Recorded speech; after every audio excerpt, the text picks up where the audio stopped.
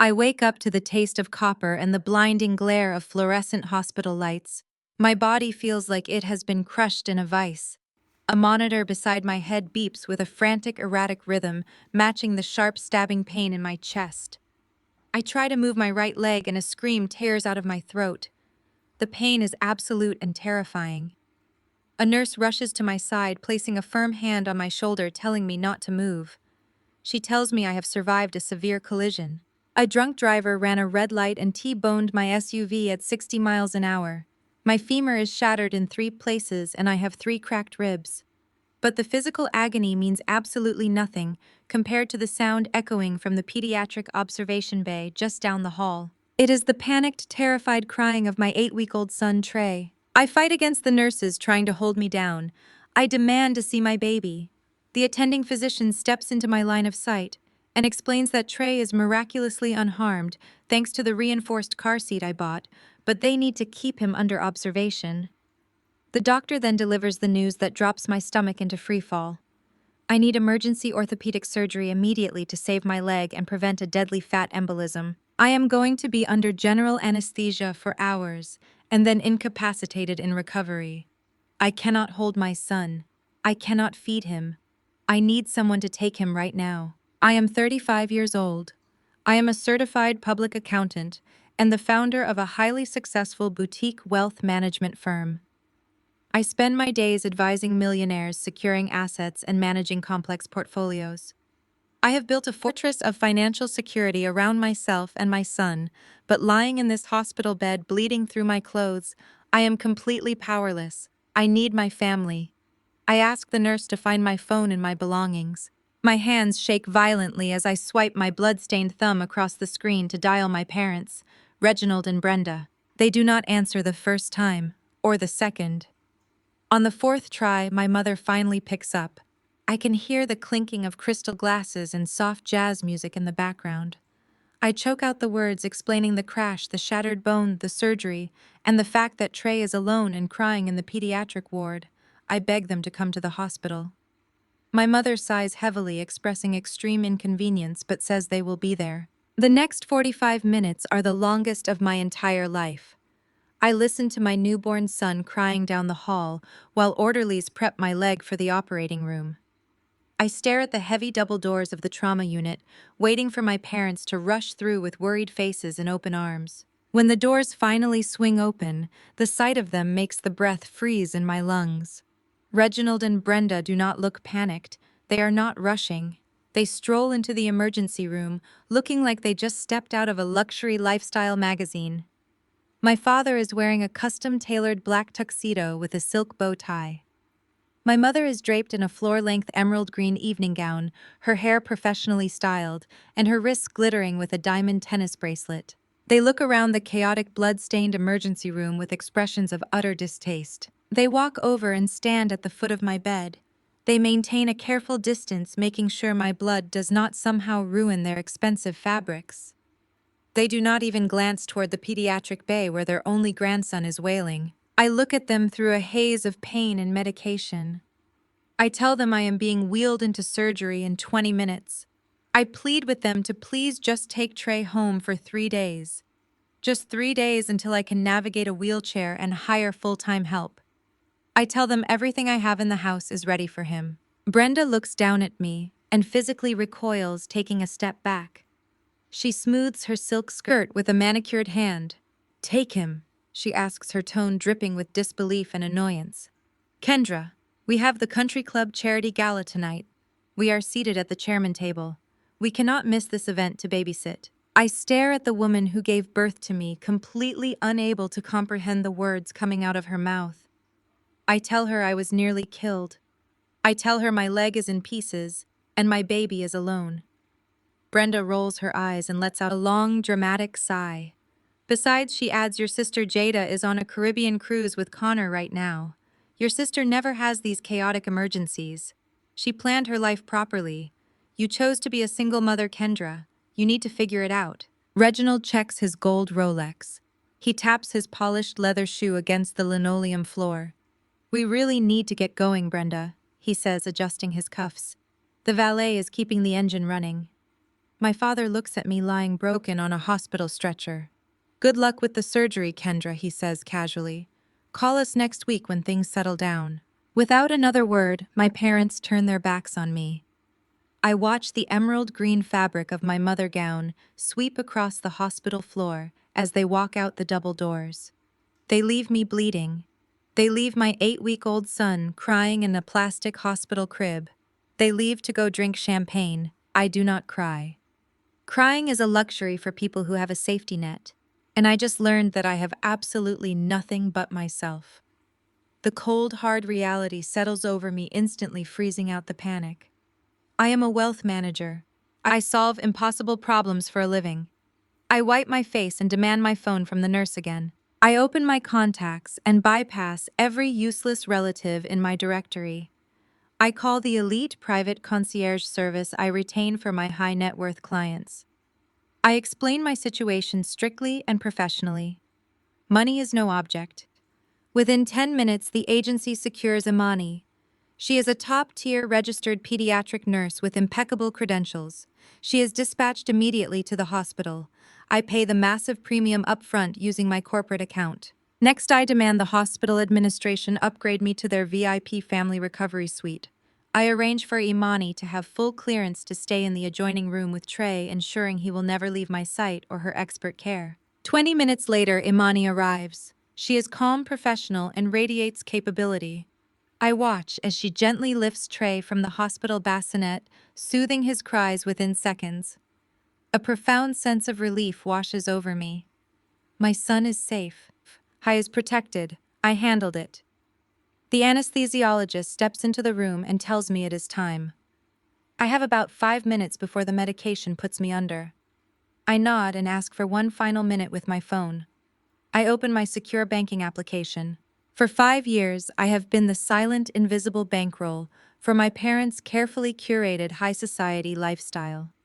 When I built my firm and the money started rolling in, they came to me with a sob story about wanting early retirement. I wanted their approval. I wanted to be the good daughter. So I set up a recurring wire transfer. I gave them a monthly allowance of $5,500. Over 5 years, that is $330,000 of my hard-earned money. That money funded their country club memberships. It paid for the custom tuxedo my father is wearing right now. It paid for the emerald gown my mother prioritized over my life. It paid for the tickets to the very gala they are currently attending. They have been living like royalty entirely on my dime, while constantly comparing me to my sister Jada, who has never worked a real day in her life and relies on her smug white husband Connor to maintain her illusion of success. I look at the scheduled transactions tab. The monthly wire transfer of $5,500 is set to clear at midnight tonight. My thumb hovers over the screen. I think about the way Brenda recoiled from me. I think about Reginald checking his watch while I lay in a pool of my own blood. They could not spare 3 days of their precious time to care for their helpless infant grandson because of a party. I press cancel. The screen refreshes. The recurring transfer is permanently deleted. The financial umbilical cord is officially severed. I lock my phone and hand it to Imani, asking her to keep it safe. I lie back against the pillows as the nurses begin to push my bed toward the operating theater. The medication starts to flood my veins, making the harsh hospital lights blur into a soft glow. A cold, sharp smile touches my lips as the darkness pulls me under. Let us see exactly how much they enjoy high society when those platinum cards start bouncing at the charity auction tonight. I surface from the heavy weight of the anesthesia with a dry mouth and a throbbing ache radiating down my right leg. The sharp agony from the crash has been replaced by a dull, relentless pounding courtesy of the metal rod. The surgeons just drilled into my shattered femur. I blink against the dim lighting of the VIP recovery suite, trying to orient myself. The rhythmic beeping of my heart monitor is steady. My first instinct is not to check my own body. It is to find my son. I turn my head and out a long breath I did not know I was holding. In the corner of the suite, bathed in the soft glow of a reading lamp, sits Imani. She is calmly rocking Trey and feeding him a bottle. He is swaddled perfectly safe and entirely unbothered by the chaos of the world outside this room. I whisper a quiet thank you to Imani, and she simply smiles and nods, her eyes focused entirely on my baby. I ask her for my phone. She hands it to me from the bedside table. The moment my thumb hits the screen, it lights up like a slot machine paying out a jackpot. 47 missed calls, over 50 text messages, almost all of them from Reginald and Brenda. The timeline of their panic is a masterpiece of escalating desperation. The first text arrived at 9:15. It was from my father demanding I call my bank immediately because his card was flagged for fraud. 10 minutes later, the messages turned frantic. Brenda texted me in all capital letters, saying they were standing at the winner's circle for the silent auction and the platinum card had been declined twice in front of the club president. I can picture the scene perfectly. The annual country club gala is the highlight of their superficial existence. Every year they bid on extravagant, unnecessary items just to hear their names called out over the microphone. They rely on my money to maintain their facade among the doctors, lawyers, and old money heirs they desperately want to impress. I scroll down to a frantic voicemail transcription from Reginald. He was practically shouting over the sound of a jazz band in the background. He said they had won the bid for a 2-week luxury villa stay in the Maldives, and the payment terminal rejected the card. The humiliation must have been absolute. The whispers sweeping through the ballroom. The pitying stares from the women my mother constantly tries to outdress. I lock the phone and drop it onto my lap. I do not feel a single ounce of guilt. Just a few hours ago, they looked at me bleeding on a stretcher and told me they could not miss their party to care for their own flesh and blood. They told me to figure it out because my sister Jada was busy enjoying a Caribbean cruise. Well, I figured it out. I secured my child and I cut the cord. If they want to live like high society elites, they can figure out how to pay for it on their own. The heavy silence of my recovery room is violently broken. I hear loud, aggressive voices echoing down the sterile hospital corridor outside my door. Someone at the nurses' station tells them to lower their voices, but the warning is completely ignored. The heavy wooden door to my suite flies open, hitting the wall with a loud thud that makes Trey jump in Imani's arms. Reginald and Brenda storm into the room. They look absolutely deranged.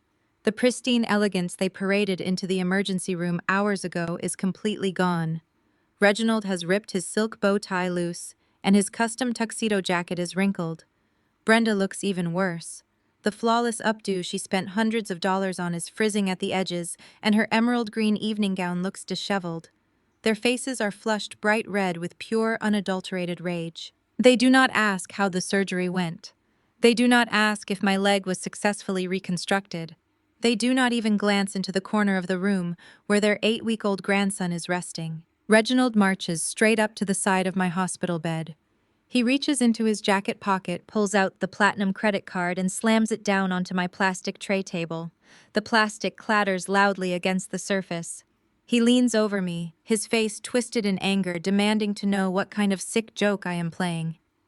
He tells me they were escorted out of the country club charity auction like common criminals because the bank refused to authorize the transaction. He says the bank representative on the emergency line told him the primary account holder had permanently revoked his access. Brenda steps up right beside him, pointing a manicured finger at my face.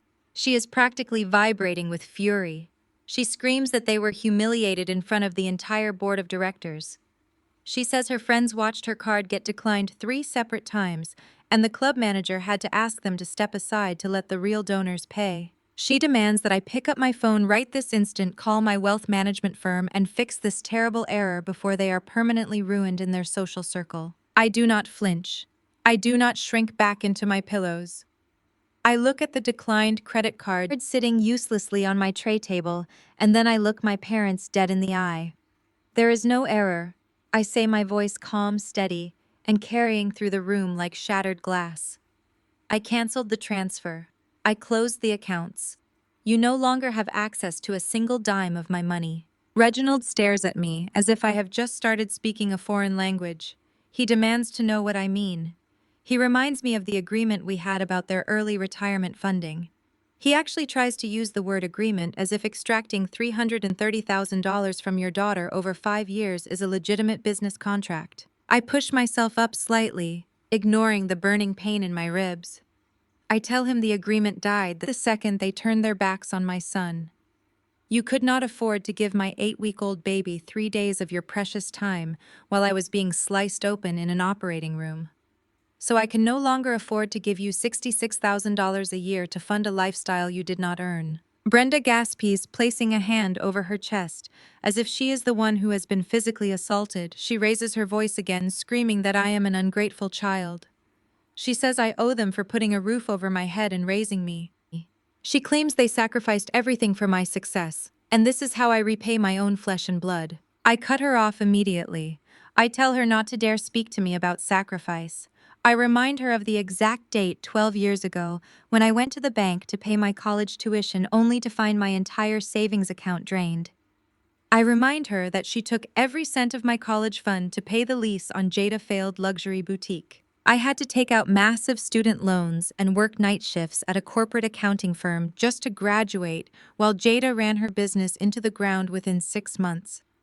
I tell them I paid my debt to this family a long time ago. Reginald realizes the sheer force of my anger and the reality of their empty bank accounts. The aggressive posturing drops, and a frantic, desperate panic sets into his eyes. Without saying another word to me, he pulls out his phone and hits speed dial. He puts the phone on speaker and holds it up in the middle of the hospital room. It rings twice before my sister answers. Jada's voice floats out of the speaker carrying the sound of ocean waves and steel drum music from her Caribbean cruise. Dad, she whines loudly. I told you Connor and I are at the captain dinner. What is the emergency now? Reginald quickly explains the situation. He tells her I have completely lost my mind after the car accident. He tells her I cut off their funding and locked them out of the accounts. He begs her to talk some sense into me. Jada does not ask if I survived the crash. She does not ask if my baby is okay. She lets out a sharp, annoyed laugh. Do not worry, Dad, she says dismissively. Connor, lawyer friend, knows exactly how to handle this kind of thing. If Kendra is acting this erratic and hostile after a major head injury, she is clearly not in her right mind. We can easily get medical power of attorney. We will fly back tomorrow, draw up the papers, and take over her firm accounts ourselves. Keep her sedated. Connor will handle the rest. The line goes dead. Reginald and Brenda look at me with a newfound smugness, believing they have just found the ultimate loophole to keep my wallet open. They turn around and walk out of my room, leaving the useless platinum card on my tray. I lean back against my pillows and look over at Imani, who is watching me with wide eyes. I offer her a small, cold smile. Connor thinks he can use a fake legal threat to intimidate a black woman who built a financial empire from scratch. They just gave me the exact weapon I need to destroy them. Let them fly back. Let them try to forge a document against me. They have absolutely no idea what they just triggered. 3 days pass in a haze of physical therapy, pain management, and total silence from my parents. The hospital suite becomes my fortress. Imani is a godsend. She cares for Trey with a quiet expertise that allows me to focus entirely on my recovery and my strategy. I manage my wealth firm directly from an encrypted tablet balancing multi-million-dollar portfolios while a metal rod holds my leg together. I am bruised and broken, but my mind has never been sharper. On the afternoon of the 4th day, the heavy wooden door to my suite swings open. I do not need to look up from my tablet to know who it is. I can smell the overwhelming scent of expensive coconut sunscreen and entitlement. Jada and Connor have arrived. They cut their Caribbean cruise short. They flew back the moment they realized the family ATM was permanently shut down. Jada bursts into the room, projecting a loud, theatrical display of concern. She wants every nurse in the hallway to hear what a devoted sister she is. She gasps dramatically and rushes toward my bed. She is wearing a designer silk resort dress, and her skin is perfectly tanned. She looks like she just stepped off a yacht, not a hospital corridor. Oh my God, Kendra, my poor sister, she cries out, clasping her hands over her chest. I stare at her blankly. I do not say a word. I do not flinch. Connor walks in right behind her. He is wearing a sharp, tailored navy suit, trying desperately to look like a high-powered corporate litigator. In reality, Connor is a mid-level compliance officer at a regional bank. He has always resented my success. He hates that a black woman from the same neighborhood as his wife built a financial empire while he struggles to secure a corner office. His smugness radiates across the room. Connor does not pretend to care about my injuries. He walks straight to the side of my bed and stands over me. He uses his height to try and physically intimidate me. He looks at the heart monitor and the IV bags. "This is a tragedy, Kendra," he says, his voice dripping with fake sympathy. "But we are here to handle things now. Reginald told us about your erratic behavior. Cutting off the family funding in a moment of trauma is a clear sign of cognitive distress." I maintain a deadpan expression. I ask him exactly what he thinks he is going to handle. Connor smiles, a greasy, confident smile. He starts dropping legal jargon thinking he can confuse me. He talks about fiduciary abandonment. He uses words like mental incompetence and temporary incapacitation. He claims my decision to cancel the wire transfers proves I am a danger to myself and my dependents. Before I can tell him to get out of my room, my attending physician steps through the door to check my vitals. Connor immediately pivots. He intercepts the doctor, blocking his path to my bed. Connor reaches into his leather briefcase and pulls out a thick manila envelope. He slides a stack of papers out and hands them directly to the doctor. Connor announces in a loud, authoritative voice that he is my legally appointed representative. He tells the doctor the family had an emergency medical proxy and a durable power of attorney notarized this morning. He claims my severe neurological trauma from the car crash has rendered me unfit to make medical or financial decisions. He points to a stamp and a signature at the bottom of the page. I look at the document from across the room. I know exactly what it is. It is a complete forgery. I have never signed a single legal document giving Connor or Jada access to my life. The doctor looks confused. He adjusts his glasses and reads the first page. He looks at me and then back at Connor. The doctor states that he needs to verify these documents with the hospital legal administration before any changes can be made to my care plan or my emergency contacts. He asks Connor to step into the hallway for a moment. Connor nods smugly and steps outside. The moment the door closes, Jada drops the fake caring sister act. Her face hardens into a mask of pure cruelty. She walks over to my bed and leans down. I can feel her breath on my face. She glances over at the pediatric bay where Trey is sleeping peacefully. Jada whispers directly into my ear. She tells me that the second Connor gains control of my firm accounts, they are going to fix everything. She says I am clearly an unfit mother now that I am crippled. She tells me they are going to call Child Protective Services and send Trey into the state foster system. She smiles a vicious, triumphant smile. She whispers that she will reinstate the monthly wire transfers for our parents immediately. She adds that Connor will be taking a 30% management fee from my business accounts for his hard work. She stands back up and smooths her silk dress, looking incredibly pleased with herself. She thinks she has won. She thinks I am just a broken woman in a hospital bed who cannot fight back. I know I have to let them commit fully to the crime. If I challenge the documents right now, they might panic and withdraw them. I need them to execute the fraud entirely. I need them to cross the line so far they can never come back. I start my performance. I force my breathing to become shallow and rapid. I let my chest heave. I widen my eyes in sheer absolute panic. I start shaking my hands.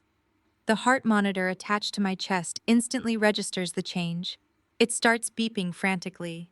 The sudden spike in my heart rate triggers an automated alarm that echoes loudly through the VIP suite. The attending physician rushes back into the room, followed immediately by two nurses. He sees my distressed state and the wildly erratic vitals on the monitor. He immediately orders Jada to step away from the bed. He tells her and Connor they need to leave the room right now because they are causing the patient severe medical distress. Connor smirks. He adjusts his expensive tie and looks down at me. He tells the doctor to take excellent care of me because he will be handling all of my affairs from the outside. Jada grabs his arm and they walk out of the room together looking like royalty. The heavy door clicks shut behind them. The nurses rush to my side, checking my pulse and adjusting my oxygen. I close my eyes. I take one deep breath in and a slow breath out. I force my heart rate to slow down. I clear the panic from my mind. Within 60 seconds, the monitor returns to a perfectly steady, calm rhythm. The doctor looks at me completely perplexed by the sudden miraculous recovery. I sit up straight in my hospital bed and adjust my gown. The terrified victim routine vanishes instantly. My face is stone cold. My mind is operating at maximum efficiency. I look over at Imani, who has stood up to protect Trey. She gives me a slow, knowing nod. I ask her to hand me my phone. She brings it to me without a word. I dial a very specific unlisted number. It belongs to my lead corporate attorney. He is a ruthless man who specializes in aggressive asset protection and federal compliance. He answers on the first ring. I do not bother with a greeting. I tell him they took the bait. I tell him my sister and her husband just submitted forged legal documents to the hospital administration, attempting to seize control of my multi-million-dollar wealth management firm. My lawyer asks me for the exact details over the phone. I explain the timeline meticulously. I tell him Connor physically handed the forged power of attorney to the attending physician inside a medical facility. I explain that Connor explicitly stated his intention to access my financial firm across state lines. The elements of the crime are completely locked in. I tell my lawyer I want everything documented. I want the hospital legal team to retain the physical copies Connor handed over. I want the chain of custody pristine. My lawyer assures me he is already mobilizing our crisis team. He tells me the hospital administration will stall Connor while we gather the federal authorities. I hang up the phone and look at my newborn son. Trey is sleeping quietly, completely unaware of the monsters trying to tear his life apart. Jada actually threatened to put my baby in the foster system just so she could keep buying designer clothes on my dime. She threatened to rip my child away from me to fund her empty, superficial existence. A cold, dark fury settles deep into my bones. For years, I tried to be the bigger person. I absorbed the passive-aggressive comments. I ignored the blatant favoritism. I paid their bills and expected nothing in return but basic human decency. But threatening my son was the final fatal mistake. I am going to burn their entire world to the ground. I am going to dismantle their lives piece by piece until they have absolutely nothing left. Connor thinks he is a legal genius. Jada thinks she is untouchable because our parents always protect her. They are about to learn what happens when you try to steal from a woman who builds financial fortresses for a living. I ask Imani to lock the door from the inside. We are going into full lockdown. The trap is set, and the countdown has officially begun. I lie completely still in the center of the pristine hospital bed. The heavy wooden door is locked securely from the inside, just as I asked Imani to do. My chest rises and falls in a slow, measured rhythm. On the surface, I look exactly like the defeated, incapacitated victim my sister and her husband need me to be. But beneath the thin cotton hospital gown, my mind is a war room operating at terrifying speed. I have spent the last decade building a wealth management firm that caters to the most paranoid, cautious, and demanding high-net-worth individuals in the country. My security protocols are not just strict, they are impenetrable. My encrypted tablet rests on my lap. I open the secure dashboard for my firm administrative network. I do not have to wait long. Connor thinks he is the smartest person in the room simply because he is a white man wearing a tailored suit. He thinks his mid-level banking experience gives him the authority to walk into my empire and claim the throne. He is so hopelessly arrogant that he does not even try to cover his tracks. The first alert flashes across my screen in bright red. Unauthorized access attempt. Connor is sitting in the hospital lobby, or perhaps in the back of a luxury rental car trying to log into my primary corporate accounts. My system instantly flags his unverified device. I watch in real time as the security software traces his exact internet protocol address and pinpoints his location to the hospital guest network. But Connor is not just trying to log in. He is getting desperate. My phone buzzes. It is a direct, secure line to my vice president of operations. She tells me a man identifying himself as Connor is currently on a recorded line with our executive service desk. She says he is frantically demanding that all of my personal and business accounts be frozen and transferred to his immediate control. He is citing a durable power of attorney and a medical proxy due to my supposed severe brain injury. I tell my vice president to play along just enough to keep him talking. I instruct her to inform Connor that processing his request requires a verbal confirmation of his identity and a detailed explanation of his legal authority on our federally monitored recording system. I watch the dashboard as the audio file of the call drops into my secure inbox. I tap the file and listen. Connor's voice fills my hospital suite. He sounds incredibly smug and dangerously impatient. He tells my staff that I am mentally unfit and completely incapacitated. He explicitly states that he is stepping in to save my business from my own incompetence. He verbally confirms that he has legal documents granting him total financial control over my multi-million-dollar firm. I smile a cold, ruthless smile. Connor just handed me federal wire fraud on a silver platter.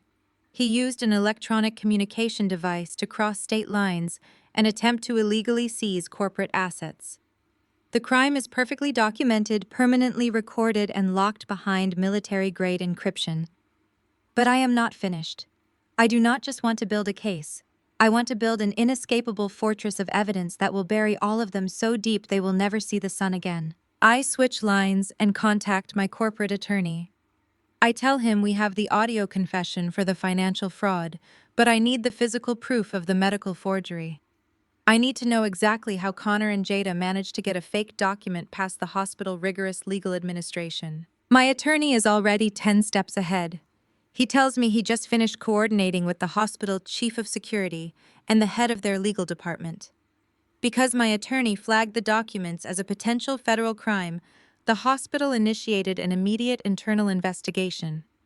They pulled the surveillance footage from the main lobby, the administrative offices, and the records department. My attorney describes the footage to me in vivid detail.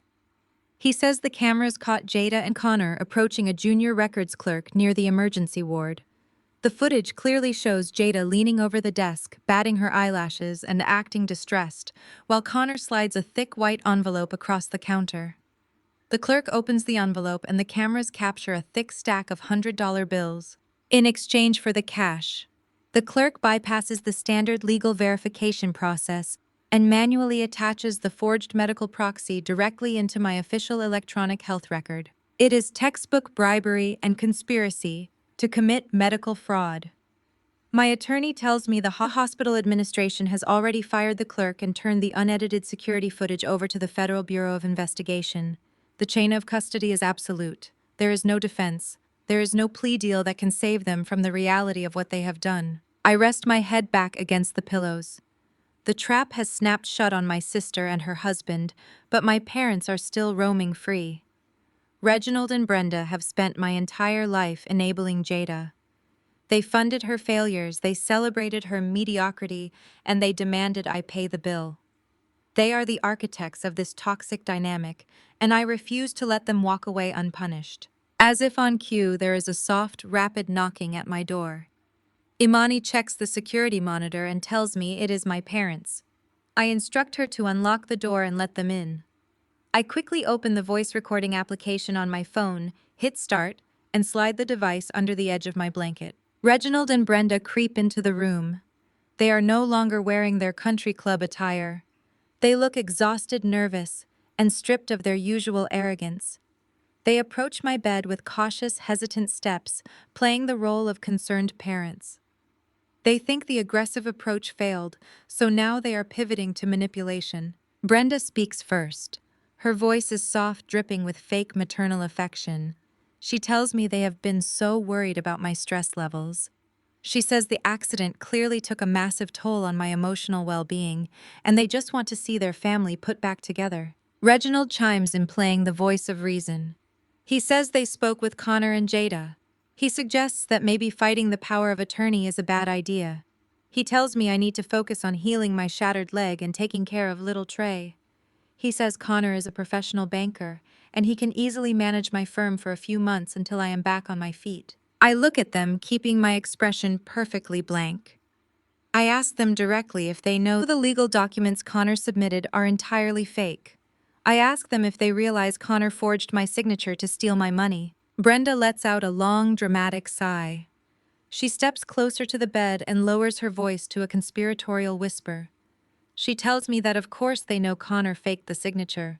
She actually admits it out loud without a single ounce of shame. She leans over and grabs my hand, squeezing it tightly. She says they know he faked it, but it is for my own good. She tells me I am too stubborn and too independent for a black woman in the business world. She says I am carrying too much pressure and I need to let a man handle the money so the family can finally have some peace. Then she drops the real reason. She begs me to just surrender control to Connor because if I do not, Connor and Jada will cut them off too, and they will lose their beautiful house. She tells me to stop being selfish and think about the family legacy. I stare at the woman who gave birth to me. She just confessed to having full knowledge of a federal forgery, and she is actively encouraging me to submit to the crime, just so she does not lose her suburban mansion. She is willing to sacrifice my business, my independence, and my child future, just to maintain her country club status. I pull my hand out of her grasp. The recording application on my phone has captured every single sickening word. I have the wire fraud. I have the hospital bribery. I have the clear admission of conspiracy from my own mother. The evidence is complete. The federal case is an ironclad masterpiece. I am about to tell them to get out of my sight. I am about to signal my lawyer to drop the hammer and let the federal agents swarm the building. But before I can speak, the heavy door to my hospital suite swings wide open. The temperature in the room seems to plummet instantly. All the oxygen is sucked out of the space. Reginald and Brenda freeze, completely paralyzed by the sight of the man standing in the doorway. It is Grandpa Silas. He is 80 years old, but he stands as tall and unyielding as a massive oak tree. He is wearing a sharp charcoal suit and holding a thick, worn leather ledger in his right hand. Grandpa Silas is the patriarch of our family. He built a real estate empire from the ground up during the civil rights era, fighting through redlining and discrimination with nothing but sheer willpower and ruthless intelligence. He despises laziness. He despises entitlement. And most of all, he despises the financial incompetence of his own son. Grandpa Silas steps into the room. His dark eyes sweep over the monitors, the medical equipment, my shattered leg, and finally settle on Reginald and Brenda. The look of absolute disgust on his face is enough to make my father physically shrink backward. The ultimate reckoning has finally arrived. For exactly 3 days, the private recovery suite becomes my sanctuary and my war room. The silence from Reginald and Brenda is absolute. They are licking their wounds after their public humiliation at the country club and waiting for their reinforcements to arrive. In the meantime, I focus entirely on healing my shattered leg and watching Imani care for my newborn son. I conduct my wealth management business from a highly encrypted tablet, running multi-million-dollar transactions from a hospital bed. My mind is sharp, clear, and completely devoid of the guilt my family expects me to feel. On the afternoon of the 4th day, the heavy wooden door to my suite swings open. I do not even have to look up from my financial reports to know who just walked in. The overpowering scent of expensive coconut sunscreen and sheer entitlement floods the room before she even speaks. Jada has arrived, and she brought her husband Connor. They actually cut their luxury Caribbean cruise short. They flew back to the mainland the very second they realized the family bank vault had been slammed shut and locked. Jada bursts into the room with a theatrical gasp. Her performance is entirely calculated for the benefit of the 2-floor nurses passing by in the hallway. She wants every medical professional on this floor to see what a devoted, loving sister she is. She throws her hands over her chest and rushes toward my bed, wearing a flowing designer silk resort dress. Her skin is perfectly tanned. She looks like she just stepped off a private yacht, not into a trauma recovery ward. "Oh my God, Kendra, my poor sister!" Jada cries out, her voice pitched unnaturally high. She reaches out to touch my arm, but I give her a look so cold it stops her hand in midair. I stare at her blankly. I do not say a single word. I do not flinch. Connor walks in right behind her, pushing the heavy door to shut out the hallway. He is wearing a sharp, tailored navy suit, trying desperately to look like a high-powered corporate litigator. In reality, Connor is a mid-level compliance officer at a regional bank. He has always deeply resented my success. He absolutely hates that a black woman from the exact same neighborhood as his wife built a financial empire while he struggles year after year to secure a simple promotion. His smugness radiates across the room like a physical force. He does not pretend to care about my injuries. He does not ask about the horrific car crash or the emergency surgery. Connor walks straight to the side of my bed and stands directly over me. He takes a deliberate step closer, placing his hands on the metal guardrail of my bed, attempting to physically cage me in.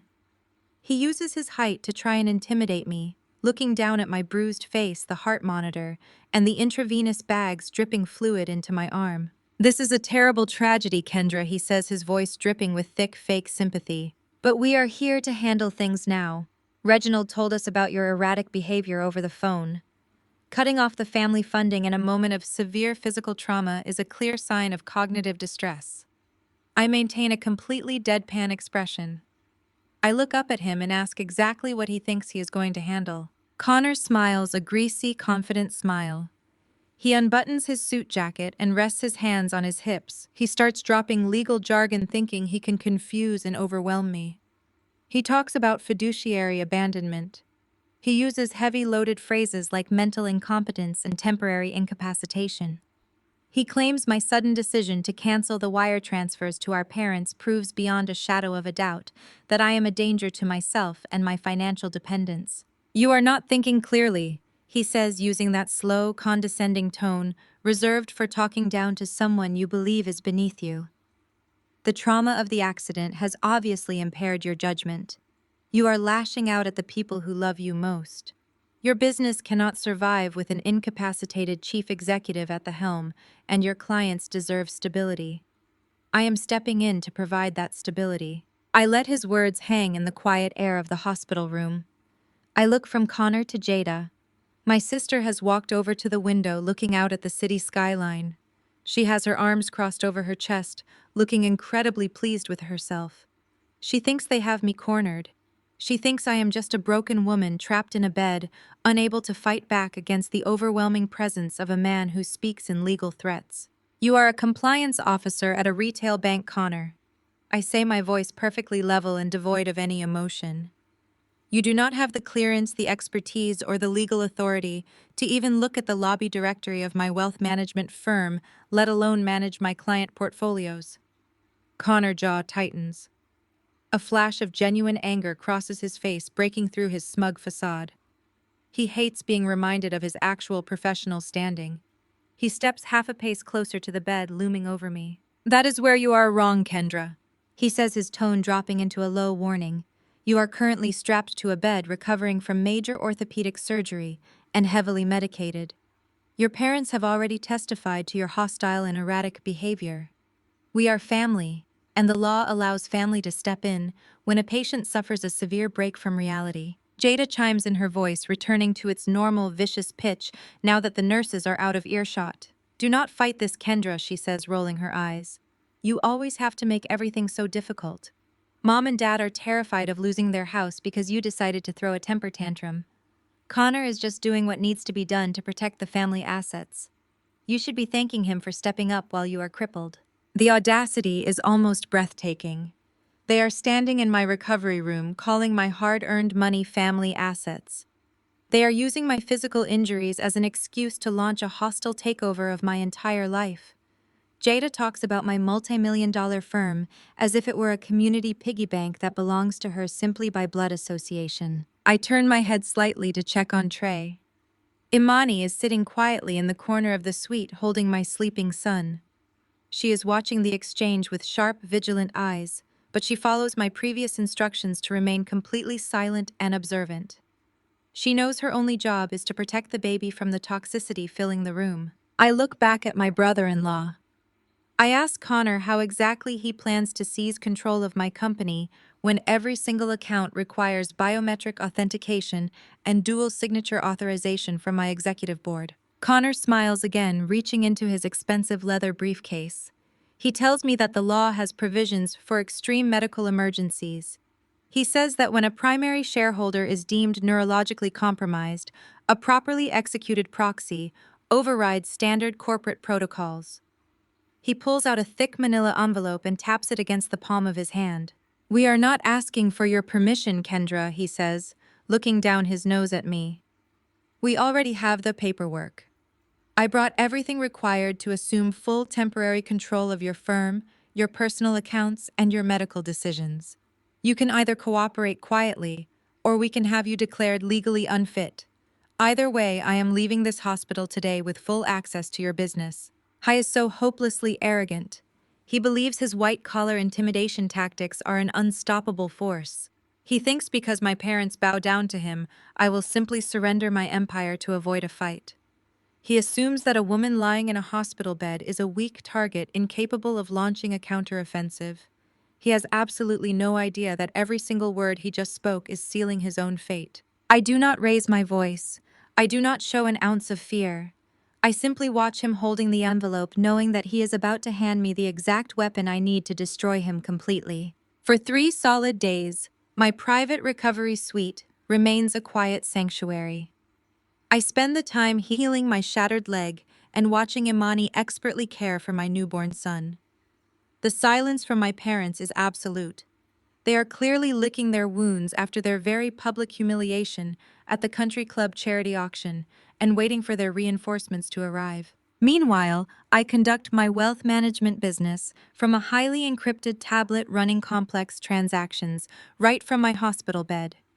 My mind is sharp and completely devoid of the guilt my family expects me to feel. On the afternoon of the 4th day, the heavy wooden door to my suite swings open. I do not even have to look up from my financial reports to know who just walked in. The overpowering scent of expensive coconut sunscreen and sheer entitlement floods the room before anyone even speaks. Jada and Connor have arrived. They actually cut their luxury Caribbean cruise short. They flew back to the mainland the very second my father called them in a panic, realizing the family bank vault had been slammed shut. Jada bursts into the room with a loud theatrical gasp. Her performance is entirely calculated for the benefit of the 2 floor nurses passing by in the hallway. She wants every medical professional on this floor to see what a devoted and loving sister she is. She throws her hands over her chest and rushes toward my bed, wearing a flowing designer silk resort dress. Her skin is perfectly tanned. She looks like she just stepped off a private yacht instead of walking into a trauma recovery ward. "Oh my goodness," my poor sister Jada cries out, her voice pitched unnaturally high. She reaches out to touch my arm, but I give her a look so cold it stops her hand in midair. I stare at her blankly. I do not say a single word. I do not flinch. Connor walks in right behind her, pushing the heavy door to shut out the hallway. He is wearing a sharp, tailored navy suit, trying desperately to look like a high-powered corporate litigator. In reality, Connor is a mid-level compliance officer at a regional bank. He has always deeply resented my success. He absolutely hates that a black woman from the exact same neighborhood as his wife built a financial empire while he struggles year after year to secure a simple promotion. His smugness radiates across the room like a physical force. He does not pretend to care about my injuries. He does not ask about the horrific car crash or the emergency surgery. Connor walks straight to the side of my bed and stands directly over me. He takes a deliberate step closer, placing his hands on the metal guardrail of my bed, attempting to physically cage me in. He uses his height to try and intimidate me, looking down at my bruised face, the heart monitor, and the intravenous bags dripping fluid into my arm. "This is a terrible tragedy, Kendra," he says, his voice dripping with thick, fake sympathy. "But we are here to handle things now. Reginald told us about your erratic behavior over the phone. Cutting off the family funding in a moment of severe physical trauma is a clear sign of cognitive distress." I maintain a completely deadpan expression. I look up at him and ask exactly what he thinks he is going to handle. Connor smiles, a greasy, confident smile. He unbuttons his suit jacket and rests his hands on his hips. He starts dropping legal jargon, thinking he can confuse and overwhelm me. He talks about fiduciary abandonment. He uses heavy, loaded phrases like mental incompetence and temporary incapacitation. He claims my sudden decision to cancel the wire transfers to my parents proves beyond a shadow of a doubt that I am a danger to myself and my financial dependents. "You are not thinking clearly," he says, using that slow, condescending tone reserved for talking down to someone you believe is beneath you. "The trauma of the accident has obviously impaired your judgment. You are lashing out at the people who love you most. Your business cannot survive with an incapacitated chief executive at the helm, and your clients deserve stability. I am stepping in to provide that stability. I let his words hang in the quiet air of the hospital room. I look from Connor to Jada. My sister has walked over to the window looking out at the city skyline. She has her arms crossed over her chest, looking incredibly pleased with herself. She thinks they have me cornered. She thinks I am just a broken woman trapped in a bed, unable to fight back against the overwhelming presence of a man who speaks in legal threats. You are a compliance officer at a retail bank, Connor? I say, my voice perfectly level and devoid of any emotion. You do not have the clearance, the expertise, or the legal authority to even look at the lobby directory of my wealth management firm, let alone manage my client portfolios. Connor tightens his jaw. A flash of genuine anger crosses his face, breaking through his smug facade. He hates being reminded of his actual professional standing. He steps half a pace closer to the bed looming over me. That is where you are wrong, Kendra, he says, his tone dropping into a low warning. You are currently strapped to a bed recovering from major orthopedic surgery and heavily medicated. Your parents have already testified to your hostile and erratic behavior. We are family, and the law allows family to step in when a patient suffers a severe break from reality. Before I can tell him to get out of my room, my attending physician steps through the door to check my vitals. Connor immediately pivots. He intercepts the doctor, blocking his path to my bed. Connor reaches into his leather briefcase and pulls out a thick manila envelope. He slides a stack of papers out and hands them directly to the doctor. Connor announces in a loud, authoritative voice that he is my legally appointed representative. He tells the doctor the family had an emergency medical proxy and a durable power of attorney notarized this morning. He claims my severe neurological trauma from the car crash has rendered me unfit to make medical or financial decisions. He points to a stamp and a signature at the bottom of the page. I look at the document from across the room. I know exactly what it is. It is a complete forgery. I have never signed a single legal document giving Connor or Jada access to my life. The doctor looks confused. He adjusts his glasses and reads the first page.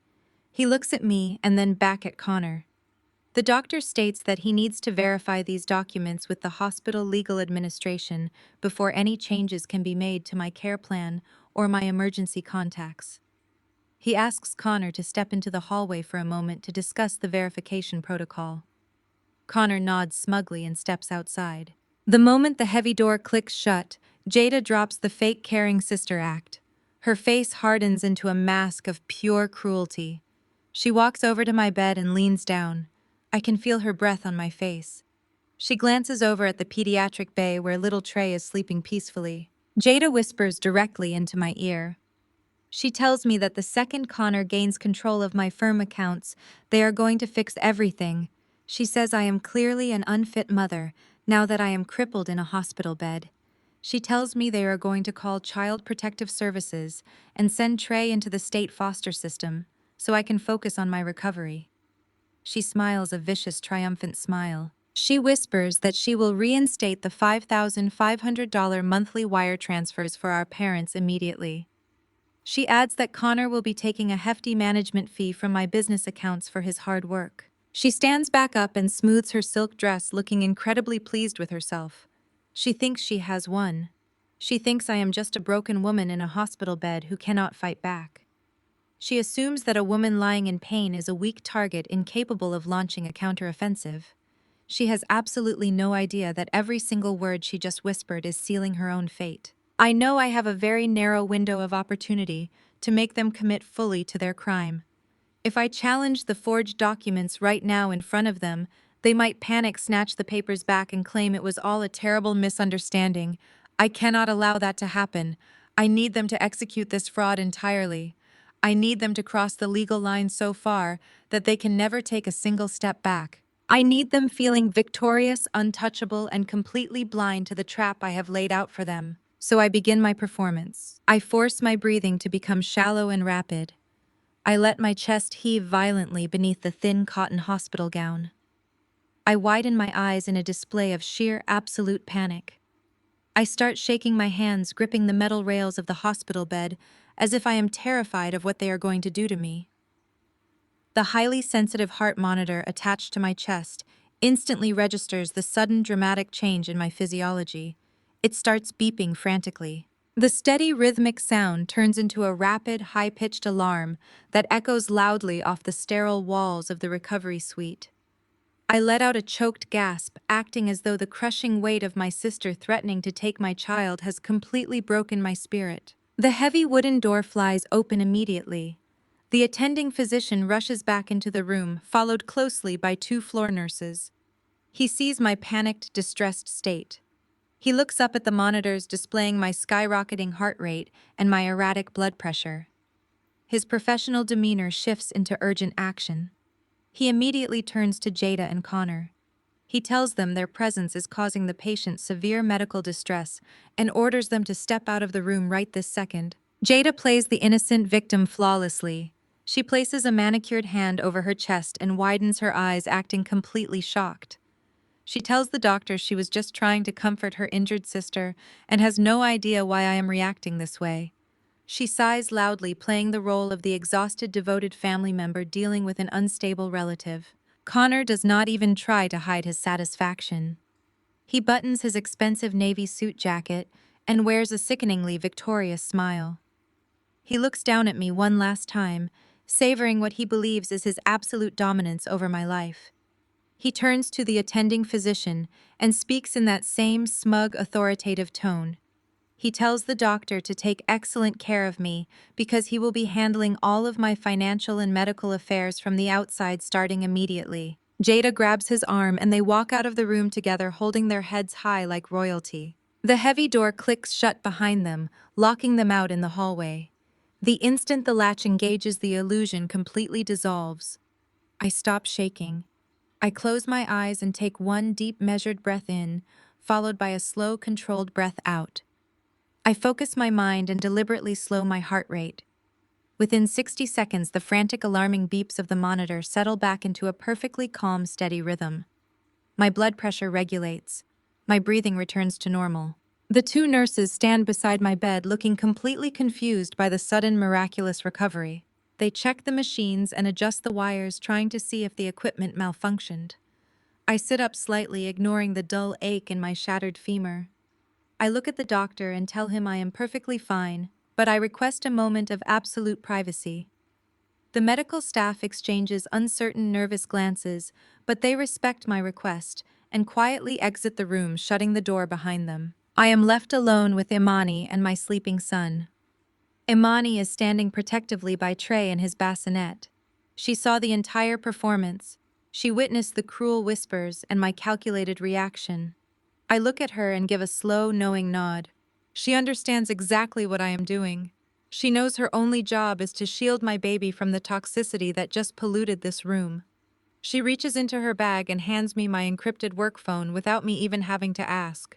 The cold, smooth metal feels grounding in my hand. I unlock the device and open my secure corporate directory. I bypass the standard contacts and dial the direct private line of my lead corporate attorney. His name is Sterling. He is a ruthless, brilliant legal mind who specializes in aggressive asset protection and federal corporate compliance. I pay him an exorbitant monthly retainer specifically for high-stakes moments exactly like this one. He answers on the second ring. I do not waste time with pleasantries or greetings. I get straight to the point. I tell Sterling that the trap has been officially sprung. I inform him that my sister Jada and her husband Connor just walked into my hospital room and physically handed a forged, durable power of attorney and a medical proxy to the attending physician. I repeat Connor's exact words, emphasizing his explicit intent to access my wealth management firm accounts across state lines. I tell Sterling that Connor proudly claimed he had a notarized document granting him total financial control over my multi-million-dollar company. Sterling remains perfectly quiet on the other end of the line, absorbing the sheer magnitude of their stupidity. We discuss the specific legal statutes they just violently breached. By presenting a forged legal document to a medical administration with the explicit intent of seizing corporate assets, Connor and Jada did not just commit a simple family betrayal, they committed felony forgery. But it gets substantially worse for them. Because Connor fully intends to use that forged document to access my federally regulated financial firm and transfer funds, he has officially triggered a federal offense. I instruct Sterling to immediately contact the hospital chief of legal administration. I tell him to ensure that the physical documents Connor just handed over to the doctor are secured immediately. I want them placed in a sealed evidence bag and treated as the primary instrument of a federal crime. I need the chain of custody to remain absolutely pristine so no expensive defense lawyer can claim the paperwork was misplaced or altered. I also tell Sterling to demand the hospital preserve all security camera footage from the main lobby, the hallways, and the administrative offices. I want visual, indisputable confirmation of Connor and Jada walking into this building carrying those fake papers. Sterling assures me he is already mobilizing our crisis management team. He says he will have the hospital legal department lock down the documents within the hour. He asks me if I am ready to initiate the final phase of the protocol.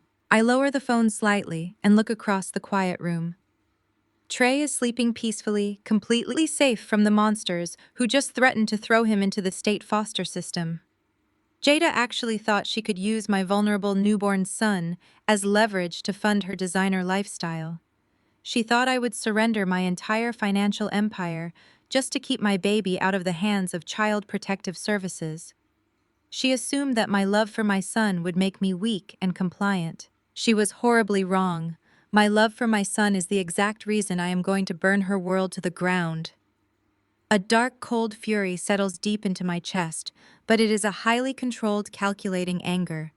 It is the kind of anger that builds impenetrable fortresses and destroys enemies without leaving a single trace of mercy behind. Connor thought his status as a smug white man in a tailored suit would automatically make everyone bow to his authority.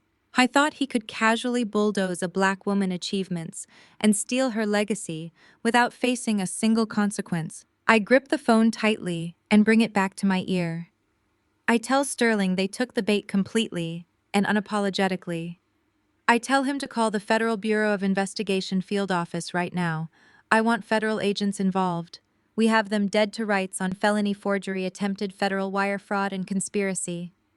I tell my lawyer to prepare the strike because the game they thought they were playing is officially over. I sever the connection with Sterling and hand the device back to Imani. She takes it with a silent nod, returning to her post beside Trey in his bassinet. The heavy wooden door to my suite remains locked from the inside, securing us in our quiet fortress.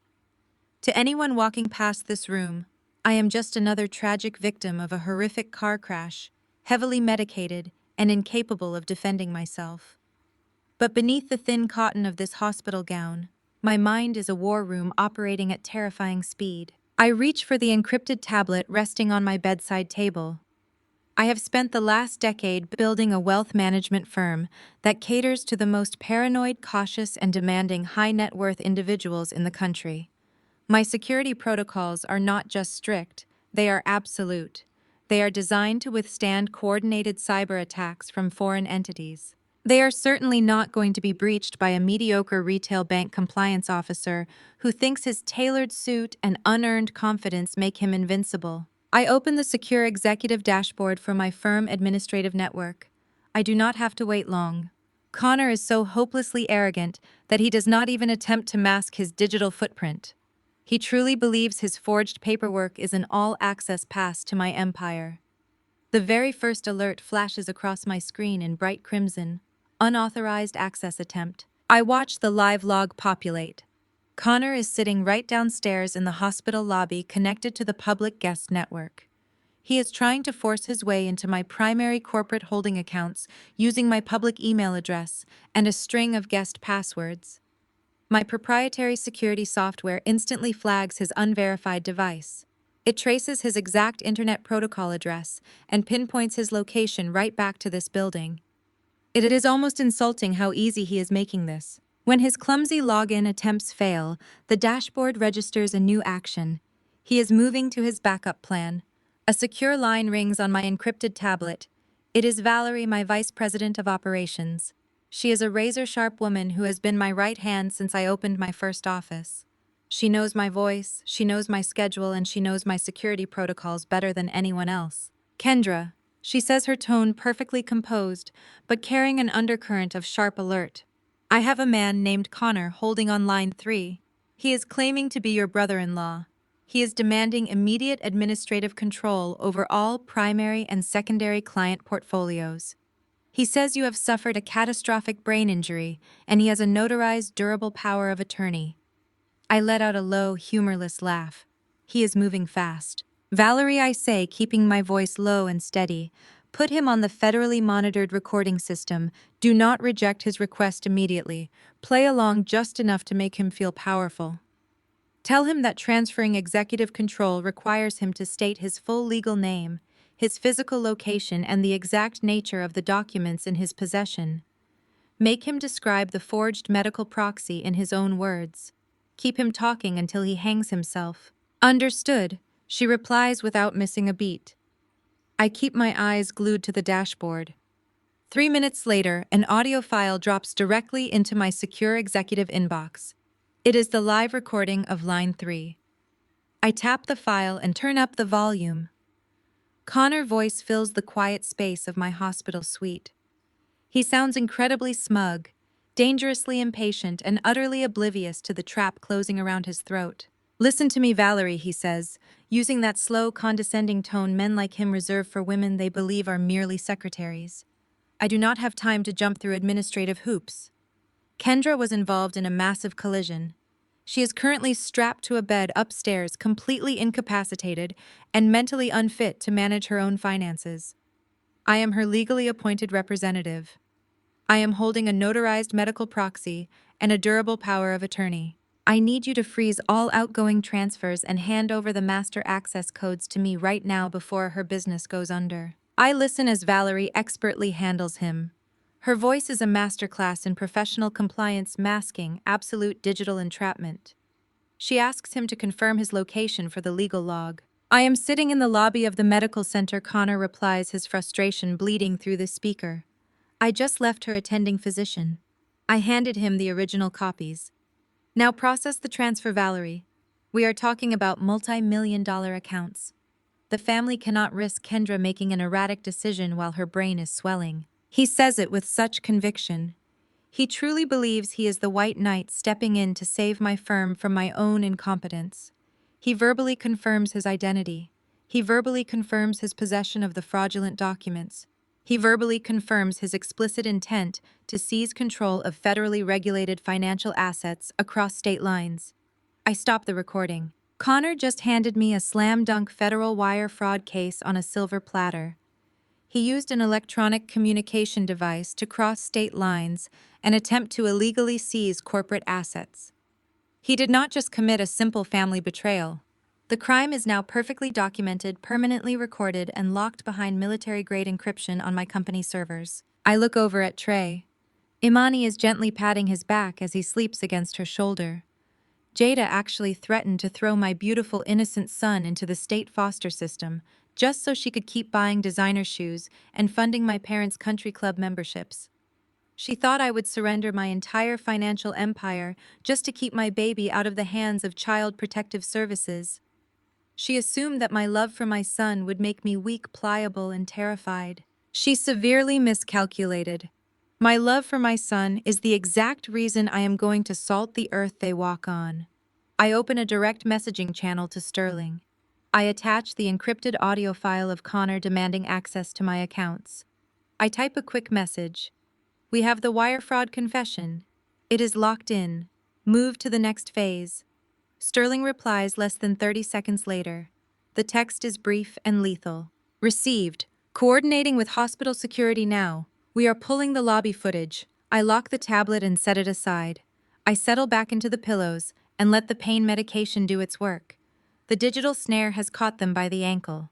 Now I just need to wait for my attorney to secure the physical evidence that will drag them all the way down to a federal penitentiary. They think they are upstairs manipulating a broken woman. They have no idea they are already wearing handcuffs. My phone vibrates against my palm, pulling me back from the edge of my cold satisfaction. It is a secure text from Sterling. The message is short, directing me to open the encrypted file-sharing portal we use for highly sensitive client litigation. I authenticate my identity through the tablet biometrics and the secure portal loads instantly. There are 3 high-definition video files uploaded directly from the hospital closed-circuit television system. Sterling works with frightening speed.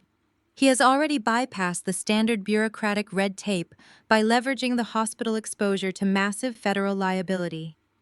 I tap the first video file labeled Main Lobby Camera 4. The timestamp in the bottom corner of the screen reads exactly 1 hour and 12 minutes ago.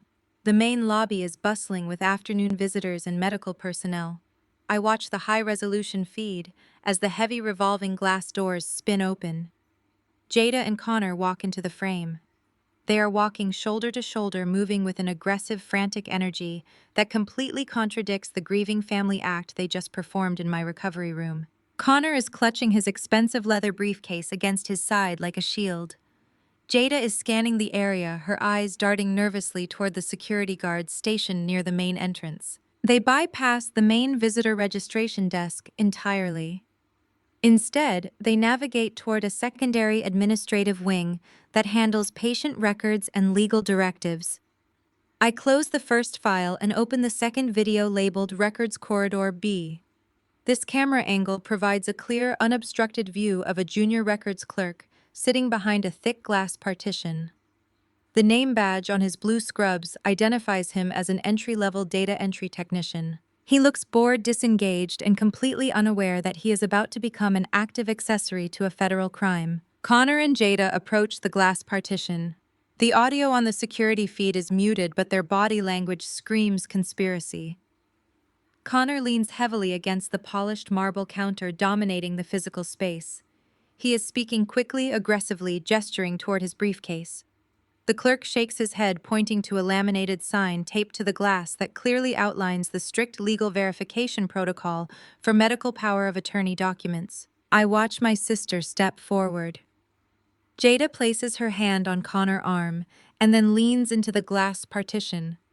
She puts on her best theatrical performance. She places a hand over her heart, feigning absolute maternal distress. She is likely feeding the clerk a fabricated story about my tragic brain injury and the desperate need to secure my assets for the sake of my poor newborn child. The clerk hesitates, but does not turn them away. Connor seizes the moment. He unlatches his briefcase. He does not pull out a folder of standard identification forms or a valid driver license. He pulls out a thick white envelope.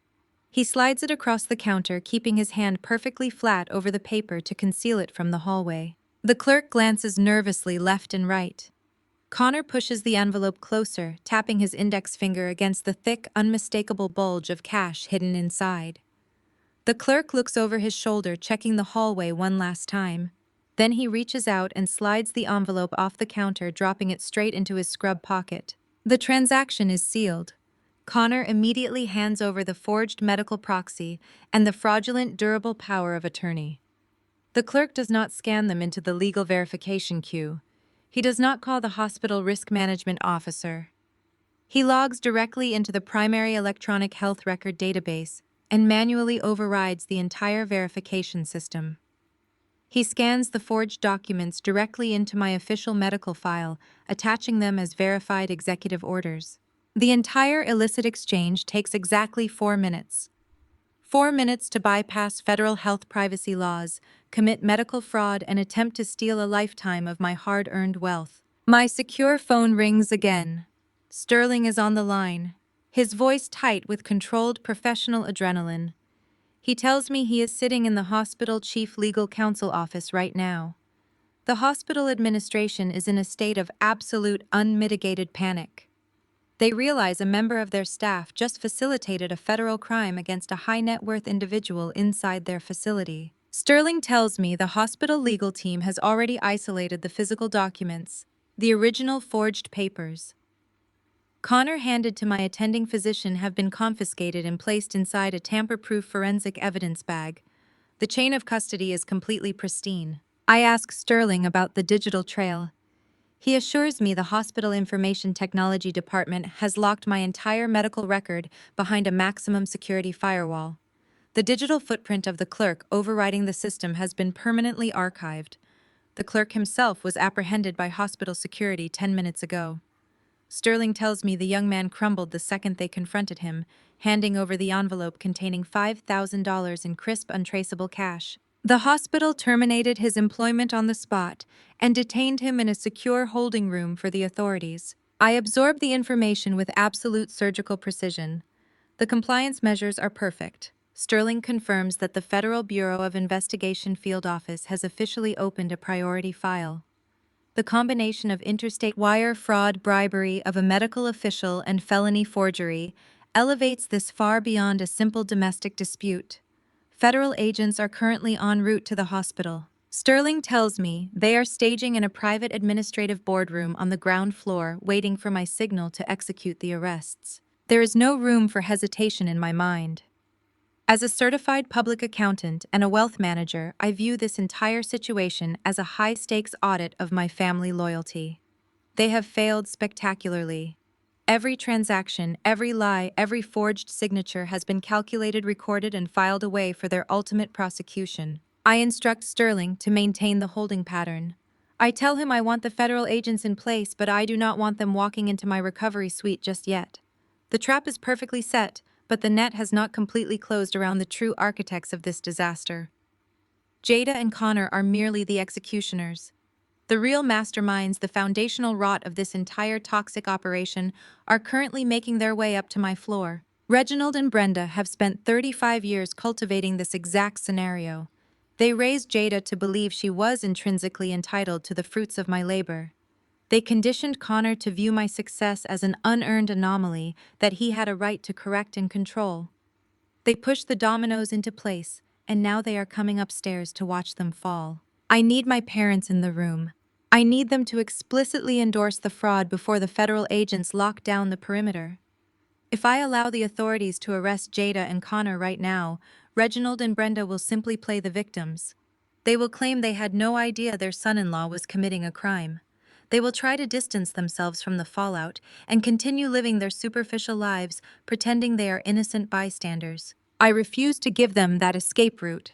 I am going to bind them to this conspiracy so tightly that they will never be able to untangle themselves from the wreckage. I tell Sterling to hold the perimeter and await my final confirmation. I end the call and place the secure phone back on the bedside table. The heavy silence of the hospital room returns, broken only by the soft, rhythmic breathing of my newborn son in the corner. Imani meets my gaze, her posture straight and fiercely protective. We do not speak, but the understanding between us is mutual and absolute. She knows the storm is about to breach the walls of this room. I adjust my posture against the stiff hospital pillows, ignoring the sharp ache in my ribs. I smooth the blankets over my lap, preparing my final performance. The architects of my suffering are walking right into the center of the blast radius, and I am perfectly prepared to watch them burn. My secure phone rests in the palm of my hand, feeling like a loaded weapon. I have just given Sterling the order to hold the federal agents in the downstairs boardroom. The net is perfectly woven and Connor and Jada are already caught dead center, but pulling the snare tight right now would let the true architects of this disaster slip through the cracks. Reginald and Brenda have spent my entire 35 years of life constructing this toxic dynamic. They raised my sister to believe she was inherently entitled to the fruits of my labor. They enabled Connor to view my hard-earned success as a communal family asset that he had every right to control. I refuse to let my parents play the innocent bystanders. I need them in this hospital room. I need them to explicitly endorse the fraud before the federal authorities lock down the building. I do not have to wait long for the final pieces to fall into place. A soft, hesitant knock sounds at the heavy wooden door of my private recovery suite. It is not the aggressive, demanding entrance they made earlier when my credit cards first started bouncing at their country club gala. This knock is calculated. It is designed to sound polite, respectful, and deeply concerned. Imani glances at the security monitor mounted near the pediatric bay. She meets my eyes and gives a sharp, silent nod. It is them. I instruct her to unlock the door and step back toward Trey. I take a deep breath, ignoring the dull, throbbing ache of the metal rod inside my shattered femur. I quickly open the voice recording application on my encrypted phone, hit the start button, and slide the device deep under the edge of my hospital blanket. The microphone is perfectly positioned to capture every single sound in the room. The door clicks open and Reginald and Brenda creep inside. The transformation in their demeanor is almost laughable. They have completely dropped the furious, aggressive posturing from their first visit. They are no longer screaming about declined platinum cards or their utter humiliation at the charity auction. Now they are playing the roles of the terrified, loving parents who just want to see their broken family put back together. Brenda speaks first. She approaches the right side of my hospital bed, clasping her manicured hands tightly in front of her chest. Her voice is pitched soft and dripping with a manufactured maternal affection that makes my skin crawl. "Kendra, sweetheart," she whispers, her eyes scanning the bandages on my face and the intravenous lines running into my arms. "We have been so worried about you. The stress of this horrific accident has clearly taken a massive toll on your emotional well-being. We just want to bring some peace back into this family." Reginald steps up beside her, playing the calm, steady voice of reason. He places a hand on the metal guardrail of my bed, attempting to project a patriarchal authority he has never actually possessed. "We spoke with Connor and Jada downstairs," Reginald says, using a soothing, pacifying tone. "They told us about the power of attorney. Now, Kendra, we know you are upset about the accounts, but you have to understand that fighting this legal process right now is a terrible idea. You need to focus your energy entirely on healing your leg and making sure little Trey is taken care of. Connor is a professional banker. He is highly educated in corporate finance. He can easily manage your firm for a few months until you are back on your feet and thinking clearly again." I look at them, keeping my facial expression perfectly blank. The sheer audacity required to stand in a hospital room and attempt to gaslight a victim of a near-fatal car crash is breathtaking. They actually believe they can manipulate me into surrendering my multi-million-dollar financial empire simply by pretending it is for my own medical benefit. I let a heavy silence stretch across the room, forcing them to sit in the discomfort of their own lies. I look directly at my father and then at my mother. "Do you know what Connor actually submitted to the hospital administration?" I ask, keeping my voice low and dangerously even.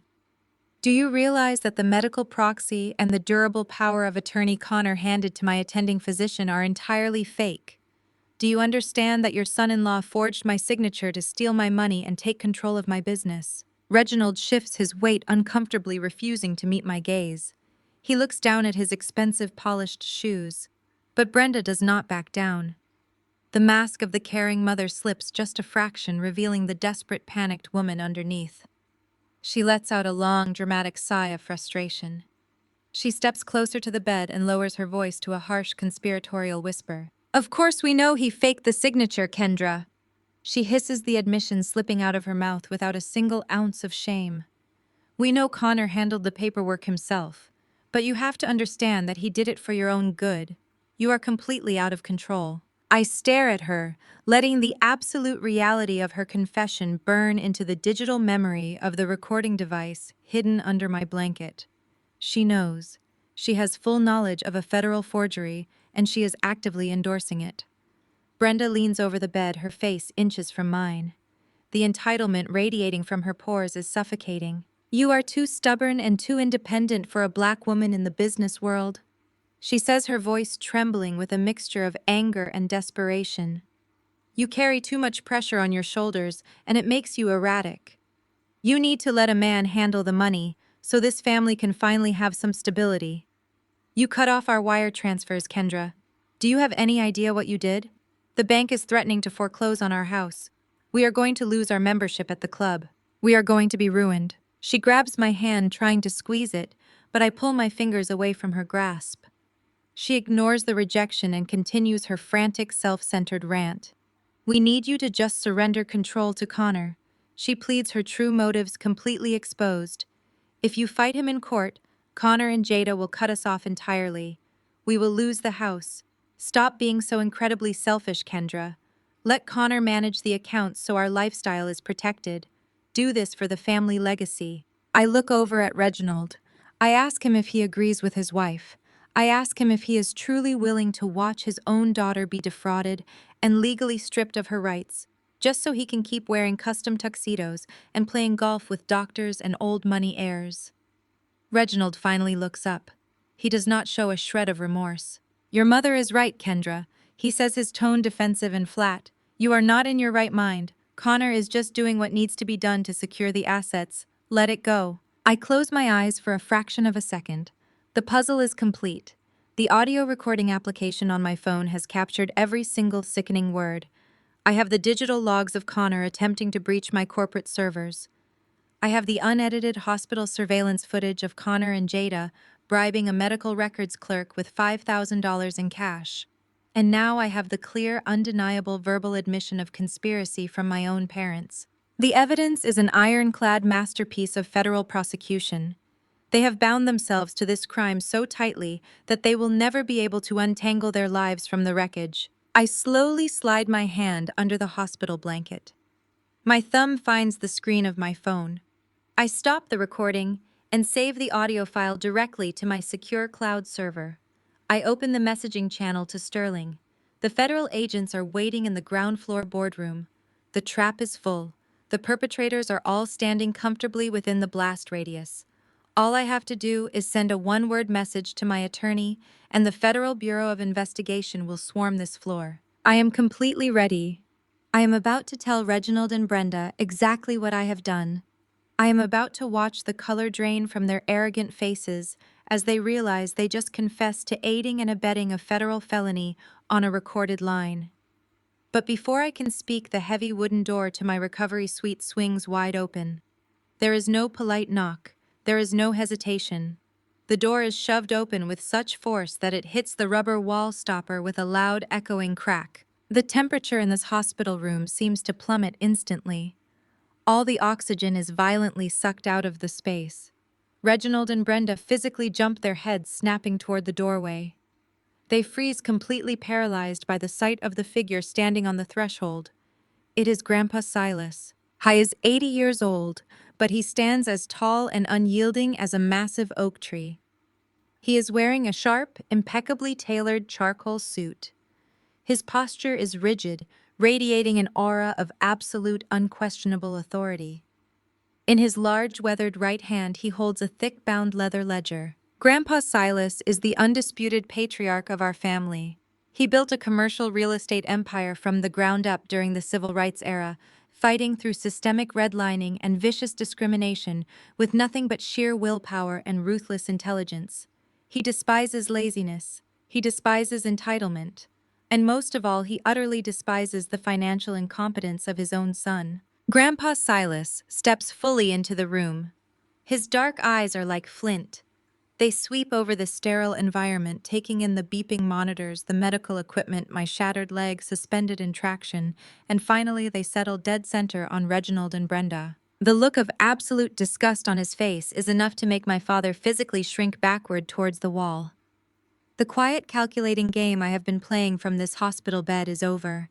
The ultimate reckoning has just walked through the door. The heavy silence in the hospital suite stretches out like a physical weight pressing down on everyone in the room. Reginald and Brenda stand frozen near the foot of my bed. Their faces are drained of color. The arrogant masks they wore just seconds ago have completely shattered. They are staring at the doorway, staring at the one man on this earth who holds absolute authority over their superficial lives. Grandpa Silas does not say a word at first. He just stands there taking in the scene. He is 80 years old, but he moves with the solid, unyielding strength of a man who built an empire out of concrete and steel. He is wearing a flawless charcoal suit. In his right hand, he carries a thick, worn leather ledger. It is the same ledger he has used for 30 years to track every major property transaction, every debt, and every failure in our family line. My father is the first to break the silence. Reginald attempts to salvage his crumbling dignity. He clears his throat nervously and takes a step toward the doorway, holding his hands up in a placating gesture. He tries to project the patriarchal authority he was just weaponizing against me, but his voice shakes. "Dad, you should not be here," Reginald says, his words tumbling out in a rushed, panicked cadence. "You should be resting." Kendra was in a terrible collision. The trauma affected her brain. She has completely lost her mind. She is acting hostile and erratic. She cut off our accounts for no reason. Connor is just trying to secure her assets before she ruins the family business. Grandpa Silas does not even blink. He does not acknowledge my father's excuse. He treats Reginald like empty air. Silas steps forward, walking straight past his own son without so much as a glance. He moves across the sterile room, his leather shoes making sharp, deliberate sounds against the floor. He stops beside my hospital bed. He looks at the heart monitor, the intravenous lines, and the metal cage suspending my shattered leg.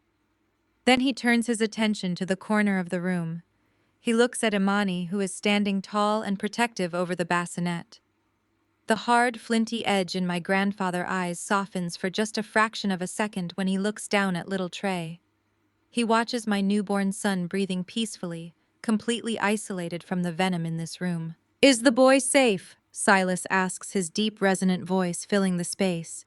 "He is perfectly safe," I reply, keeping my tone calm and steady. "Imani is making sure of it." Silas nods slowly. He turns his gaze back to me. He sees the bruises on my face and the sheer exhaustion I am trying to hide. He does not offer empty sympathy or dramatic gasps like my sister did. He offers absolute respect. "Are you handling this?" he asks me. "The trap is fully set," I tell him. "I am just waiting for the final word." A grim, proud smile touches the corner of his mouth. Then he turns around.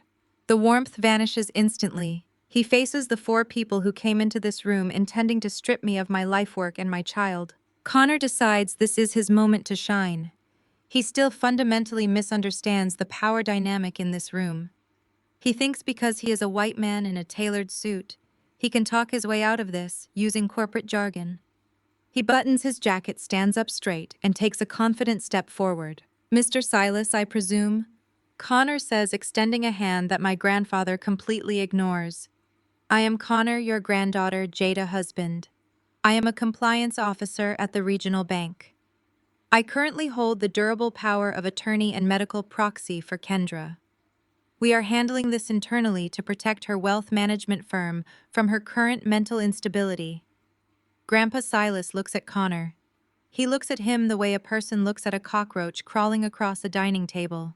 "You are a mid-level paper pusher who married into money you did not earn," Silas says. His voice is dangerously low and rough like grinding stone.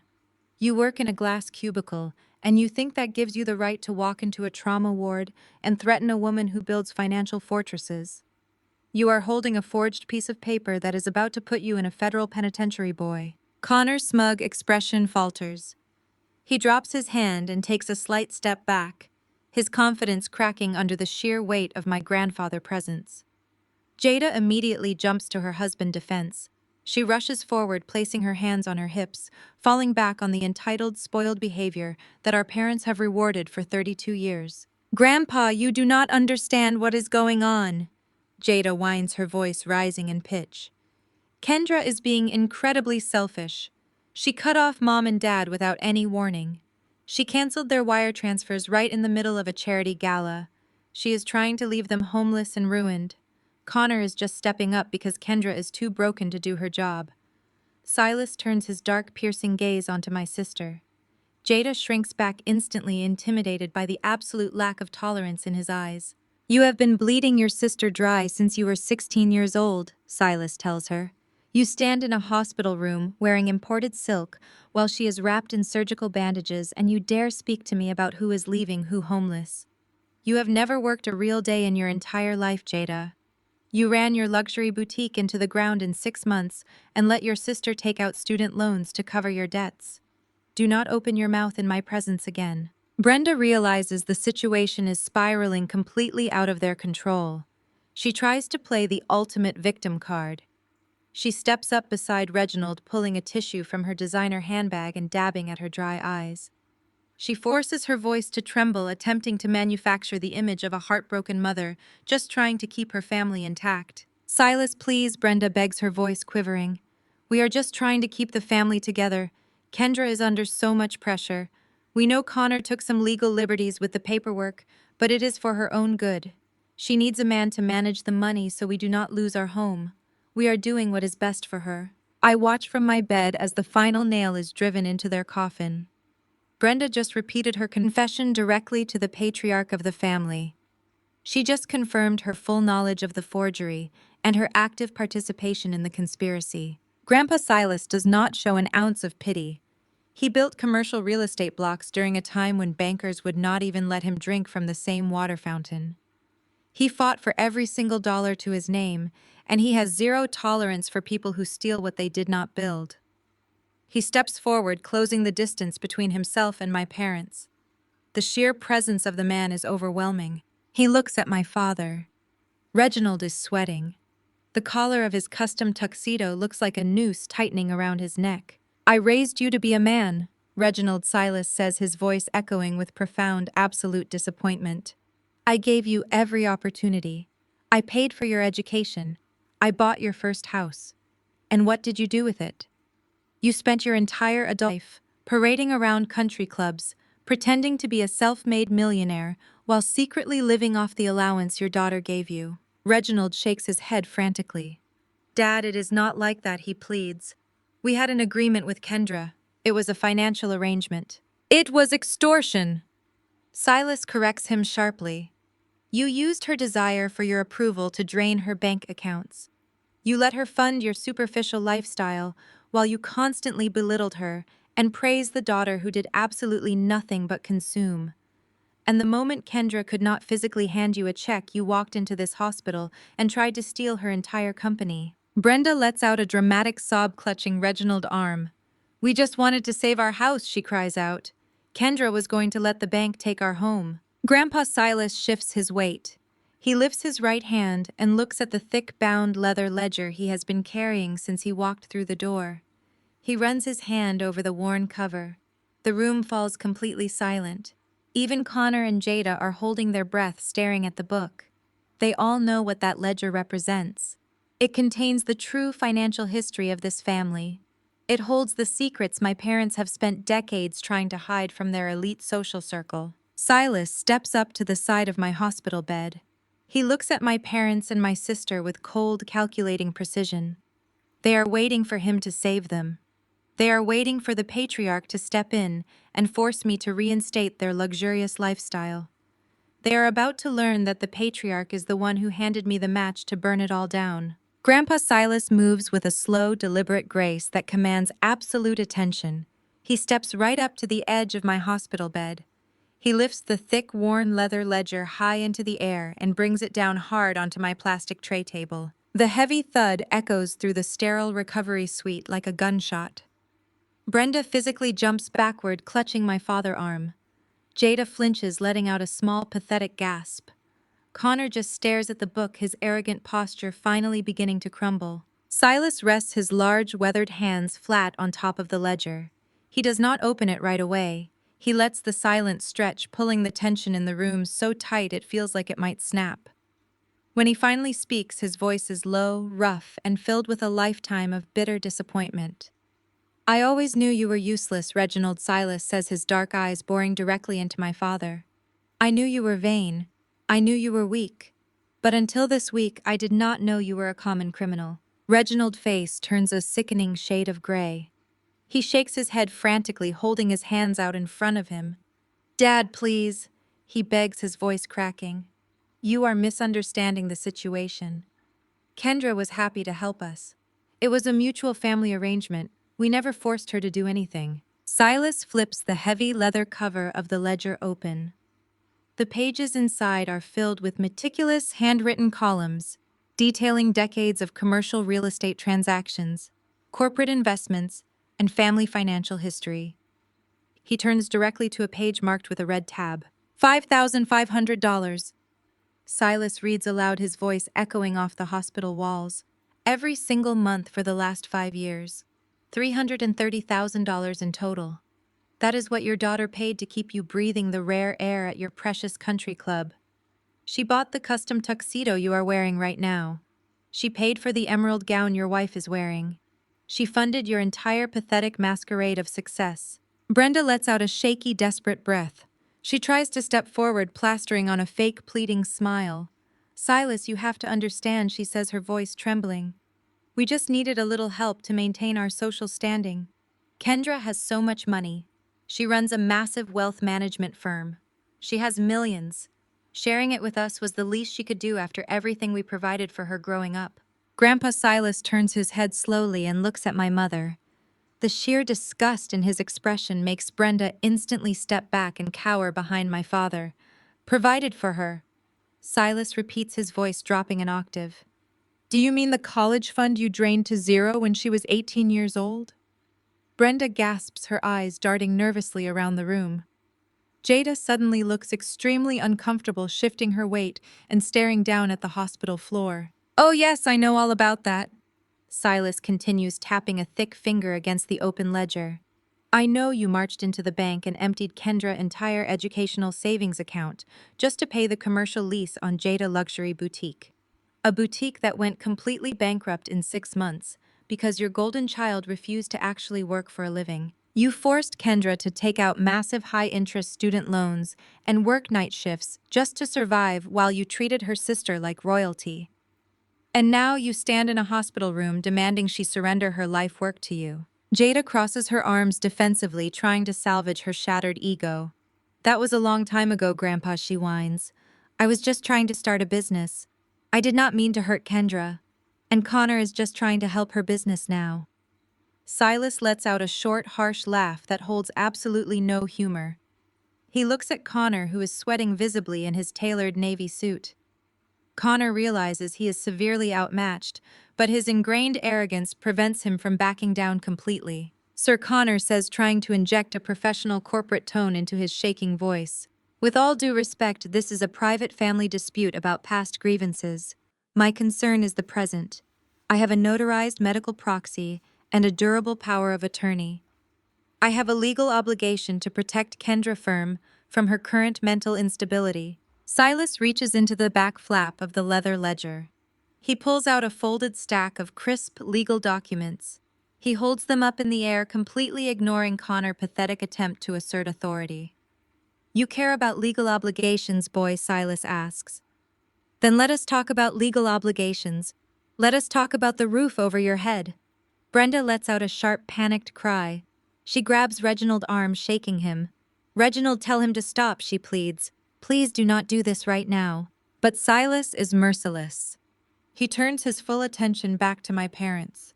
His eyes are burning with a righteous, destructive fire. 3 years ago, you came crawling into my office, Reginald, Silas says, his voice booming through the suite. You were drowning in debt. You took out massive secret loans to fund Jada's lavish wedding and to keep paying your exorbitant country club fees. You were 3 months behind on your mortgage.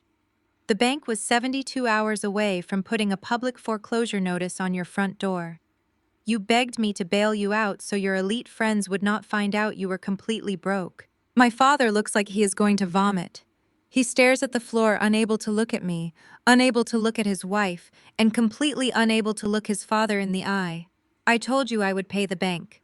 Silas continues. I told you I would clear the debt and stop the foreclosure, but I did not do it out of the goodness of my heart. I do not reward incompetence. I forced you to sign the deed of your house over to a private holding company to serve as collateral for your massive failures. Brenda shakes her head wildly. But we still live there, she cries out. It is our house. You said as long as we kept quiet we could stay in our home.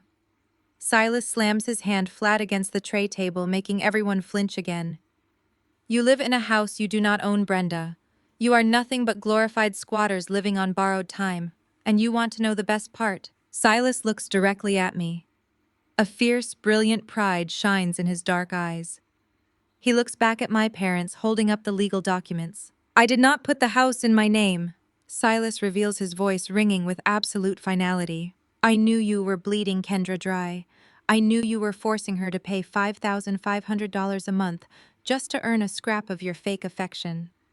So when I formed that private holding company to purchase your foreclosed home, I named a sole proprietor. I transferred 100% ownership of the property you sleep in to a limited liability corporation. Silas drops the documents right next to his ledger. The bold black ink on the top page is clearly visible to everyone in the room. That corporation belongs entirely to Kendra, Silas declares. The room goes dead silent. The only sound is the rhythmic, steady beeping of my heart monitor and the soft breathing of my newborn son in the corner. Brenda's jaw drops open. Her eyes bulge out of her head as the horrific reality of her situation finally crashes down on her. She looks at the documents, and then she looks at me. The pristine, flawless image she has projected for 35 years crumbles into absolute dust. "You own my house," Brenda whispers, her voice cracking with pure terror. "You own the house." I sit up slightly in my hospital bed. I look at the woman who told me to figure out my own childcare while I was bleeding on a stretcher. I look at the man who checked his gold Rolex and walked away from his infant grandson. I look at the sister who threatened to throw my baby into the foster system, and the brother-in-law who tried to steal my empire. "I own the house, Brenda." I say, my voice sharp, cold, and totally unapologetic. "I own the walls. I own the roof. I own the driveway where you park your leased cars. You have absolutely nothing. You are entirely dependent on my mercy, and you just spent the last 3 days proving you do not deserve a single drop of it." Reginald stumbles backward, hitting the wall of the hospital room. He slides down slightly, his perfectly tailored tuxedo suddenly looking like a cheap costume. He puts his head in his hands and lets out a broken, pathetic sob. He finally understands the magnitude of his ruin. Jada stares at me in absolute horror. The realization that her endless stream of funding has been permanently severed hits her like a physical blow. She looks at Connor, her eyes wide with panic, expecting him to do something to fix this disaster. Connor tries to rally. He puffs out his chest, trying to salvage his shattered ego. He points a shaking finger at me, and then at Grandpa Silas. "This changes nothing," Connor shouts, his voice echoing shrilly in the room. "You can own the house, Kendra, but I still hold the medical proxy. I still hold the durable power of attorney. I am still walking out of this hospital with full legal control over your wealth management firm. You cannot stop a notarized federal document." I look at Connor and let out a soft, chilling laugh. I slowly slide my hand out from under the hospital blanket, holding my encrypted mobile phone. Grandpa Silas turns to Connor. The old man face hardens into a mask of pure, unadulterated justice. He looks at the smug, arrogant, white-collar criminal standing in my room and delivers the final devastating blow. "You are not walking out of this hospital with anything, boy," Silas says, his voice dropping into a lethal calm. "Because that piece of paper you are holding is a forgery, and you two fools just committed federal wire fraud across state lines." I press the glowing green button on my phone screen, sending the final confirmation signal to Sterling. The digital trap has fully closed. The physical evidence is secured. The verbal confessions are recorded. Downstairs in the private administrative boardroom, the federal agents receive my signal. The heavy footsteps of absolute justice are already marching down the hallway, heading straight for my door. The heavy footsteps in the hallway grow louder, multiplying and moving with a terrifying synchronized purpose. The sound cuts through the sterile quiet of the hospital ward. Inside the room, no one speaks. Connor stands frozen, his hand still hovering over his expensive leather briefcase. The smug, arrogant mask he has worn since he walked into my recovery suite is rapidly melting away, leaving behind the pale, sweating face of a man who suddenly realizes he has stepped into a bear trap. The door to my suite does not just open, it is commandeered. Sterling, my lead corporate attorney, strides into the room. He is flanked by 3 special agents from the Federal Bureau of Investigation. They are wearing dark suits and their official credentials hang from lanyards around their necks. The sheer physical presence of the federal authorities instantly completely suffocates whatever remaining defiance Connor and Jada had left. Sterling looks around the room with the cold, detached precision of a shark smelling blood in the water. He spots the manila envelope resting near Connor. He points a finger directly at my brother-in-law. "That is the man," Sterling says, his voice sharp and unyielding. "And the documents in his possession are the secondary instruments of the fraud." The lead federal agent steps forward. He is a tall, broad-shouldered man who looks like he has zero patience for white-collar criminals. He approaches Connor and calmly instructs him to step away from the hospital bed and place his hands behind his back. Connor, panic finally breaks through his paralysis. He starts stammering aggressively, shaking his head and backing up until he hits the wall. He tries to use his corporate compliance background to talk his way out of the arrest. He tells the agents there has been a massive misunderstanding.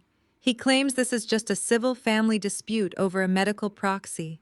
He actually tries to tell the Federal Bureau of Investigation that they do not have jurisdiction here. The lead agent does not even blink. He pulls a pair of heavy steel handcuffs from his belt. Connor, the agent, says, his voice echoing with absolute authority. You are being placed under arrest for conspiracy to commit federal wire fraud and felony forgery. We have the unedited surveillance footage of you bribing a hospital records clerk with $5,000 in cash. We have the digital logs of your unauthorized attempts to access federally regulated financial servers. And we have the crystal clear audio recording of you stating your explicit intent to seize multi-million-dollar accounts across state lines using fraudulent documents. Turn around and place your hands behind your back. Connor's entire world collapses in a matter of seconds. The reality of the evidence drops on him like a concrete block. He realizes there is no loophole. There is no legal maneuvering. He is caught dead to rights. And like the absolute coward he truly is, his very first instinct is to throw his wife under the bus to save himself. Connor points a shaking finger directly at Jada. He tells the agents it was all her idea. He screams that Jada was the one who wanted the money to fund her lifestyle. He claims Jada forced him to forge the signature because she was terrified of losing her allowance. Jada lets out a blood-curdling shriek. The beautiful, pristine resort aesthetic she paraded into the hospital is completely gone. She looks absolutely deranged. She lunges toward Connor, screaming obscenities and beating her fists against his chest. She calls him a traitor and a failure. She tells the agents that Connor is lying and that he masterminded the entire takeover because he is a pathetic bank employee who wanted to feel powerful. The federal agents swiftly intervene. Two agents grab Connor, pulling his arms behind his back and securing the steel cuffs around his wrists. The sharp metallic click echoes loudly in the quiet suite. The third agent restrains Jada, clicking another pair of handcuffs around her perfectly manicured wrists. My sister bursts into hysterical, ugly tears. She looks frantically at our parents, begging them to do something. She cries out for her father to call a lawyer and fix this disaster. Reginald does not move. He is staring at the floor, completely broken. Brenda covers her face with her hands, sobbing uncontrollably as she watches her precious golden child, the daughter she sacrificed my entire future for, being read her Miranda rights and dragged out of the room in shackles. I sit up straight against my pillows and watch them go. I watch the agents escort Connor and Jada out of the VIP suite and down the bright hospital corridor. Every single nurse, doctor, and patient in the hallway stops to watch the arrogant couple being frog-marched toward the elevators. The absolute public humiliation is the perfect fitting end to their reign of terror. Sterling closes the hospital door, cutting off the sound of Jada screaming. He turns his attention to my parents. My attorney reaches into his sleek leather briefcase and pulls out a crisp white folder.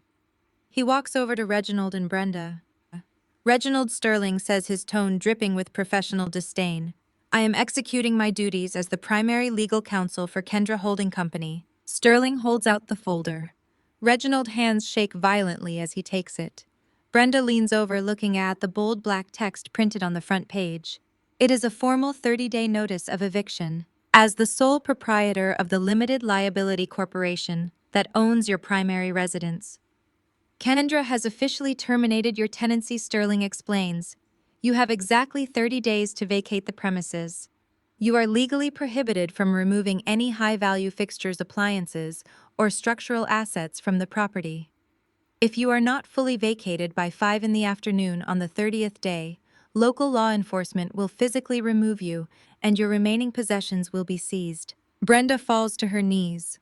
She actually drops down onto the sterile hospital floor, clutching the hem of my father's pants. She looks up at me with a face completely ruined by tears and smeared makeup. Kendra, please, she begs, her voice cracking into a pathetic whimper. Please do not do this to us. Where are we supposed to go? We have no savings. We have no retirement. We will lose our membership at the country club. All of our friends will know we are bankrupt. You cannot put your own mother out on the street. I look down at the woman kneeling on the floor. I feel absolutely nothing. The well of my compassion dried up the second she told me to figure out my own childcare while I was bleeding on a stretcher. You should have thought about your housing situation before you sat in my hospital room and endorsed a federal felony. I tell her, my voice cold and unyielding. You built your entire identity on pretending to be elite while spending money. I sacrificed my youth to earn. You threw me out to the wolves whenever I needed you, and you demanded I carry this family on my back. I am putting you out on the street, Brenda, because you handed the keys to my empire to a criminal just to save your own skin. The bank is closed. The charity is over. Get out of my room. Reginald reaches down and grabs Brenda by the arm, pulling her up from the floor. He does not say a single word to me. He does not apologize. He knows there is absolutely no forgiveness waiting for him here. He looks at his father, Grandpa Silas, one last time seeking some tiny scrap of paternal mercy. Grandpa Silas turns his back on his son.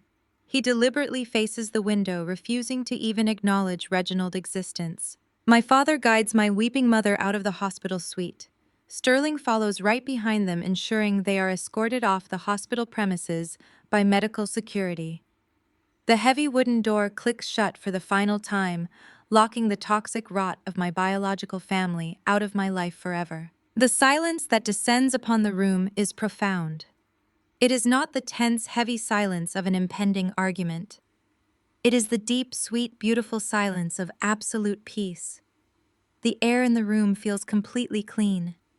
The suffocating weight I have carried on my shoulders for 35 years has been permanently lifted. I let out a long, slow breath, relaxing my tense muscles back into the hospital bed. The dull ache in my shattered leg is still there, but the pain feels manageable now. It is just physical trauma, and bones can heal. The emotional fractures have finally been set right. Grandpa Silas turns away from the window. He walks slowly over to the bedside chair and sits down. He looks older now, the adrenaline of the confrontation fading from his posture, but his eyes are still bright with a fierce, burning pride. He rests the thick, bound leather ledger on his lap, running a weathered hand over the cover. He looks at me, and then he looks over at the corner of the room. Imani steps forward, carrying little Trey in her arms. She brings my son over to the bed and gently, carefully places him against my chest, making sure not to disturb the wires or the intravenous lines. I wrap my arms around my baby, breathing in the sweet, clean scent of his skin. Trey blinks up at me, his dark eyes calm and curious. I press a soft kiss to his forehead, promising him silently that he will never ever know the kind of betrayal I just survived. He will never have to earn his place in my heart, and he will never have to pay a ransom for my love. Grandpa Silas reaches out and gently touches Trey's small hand. "You did good today, Kendra," my grandfather says, his deep voice rumbling with quiet, absolute respect. "You built a fortress, and when the wolves came knocking, you did not just lock the door. You built a trap, and you took them entirely out of the game. You protected what is yours. That is what it means to lead this family." He picks up the heavy leather ledger and sets it gently on my tray table right beside my encrypted phone. "I have spent my whole life building things," Silas says, looking directly into my eyes. "I built buildings. I built wealth. I tried to build a legacy, but I handed it to a son who only knew how to consume. I watched him bleed you dry for years, waiting to see if you had the spine to stop him. You have more than a spine, Kendra. You have iron in your blood. This ledger contains every property, every contact, and every piece of leverage I have collected in 80 years on this earth. It does not belong to Reginald. It never really did." Grandpa Silas taps the cover of the book. "It belongs to you," he says. "You are the patriarch now. You protect this boy. You protect your empire, and you never let anyone make you feel small again." I look at the ledger, and then I look at my grandfather. Tears finally prick the corners of my eyes, but they are not tears of grief. They are tears of profound, absolute liberation. I nod slowly, accepting the weight and the honor of the legacy he is passing down to me. "I will protect him, Grandpa. I promise," my voice steady and strong. "I will protect everything." Silas smiles, a warm, genuine smile that smooths the deep lines on his face. He leans back in the chair, settling in to keep watch over me while I rest. Imani quietly adjusts the blankets around my shoulders and dims the harsh overhead hospital lights, leaving the room bathed in a soft, peaceful glow. I lie back and hold my son tightly against my chest. The rhythmic, steady beeping of the heart monitor sounds like a victory march.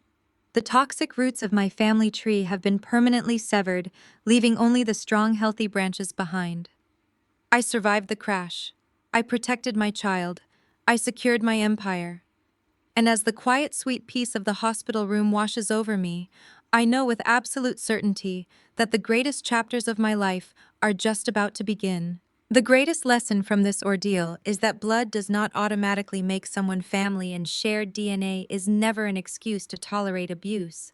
True family is defined by those who show up to protect you in your darkest moments, not those who exploit your vulnerability for their own selfish gain. When the people expected to love you unconditionally choose greed over your safety, the most powerful response is to firmly establish your boundaries and protect your own peace. You do not owe your success to those who try to destroy you. Your worth is defined by your resilience. If this story of reclaiming your power resonated with you, please hit the like button and subscribe to share your own boundary setting experiences in the comments.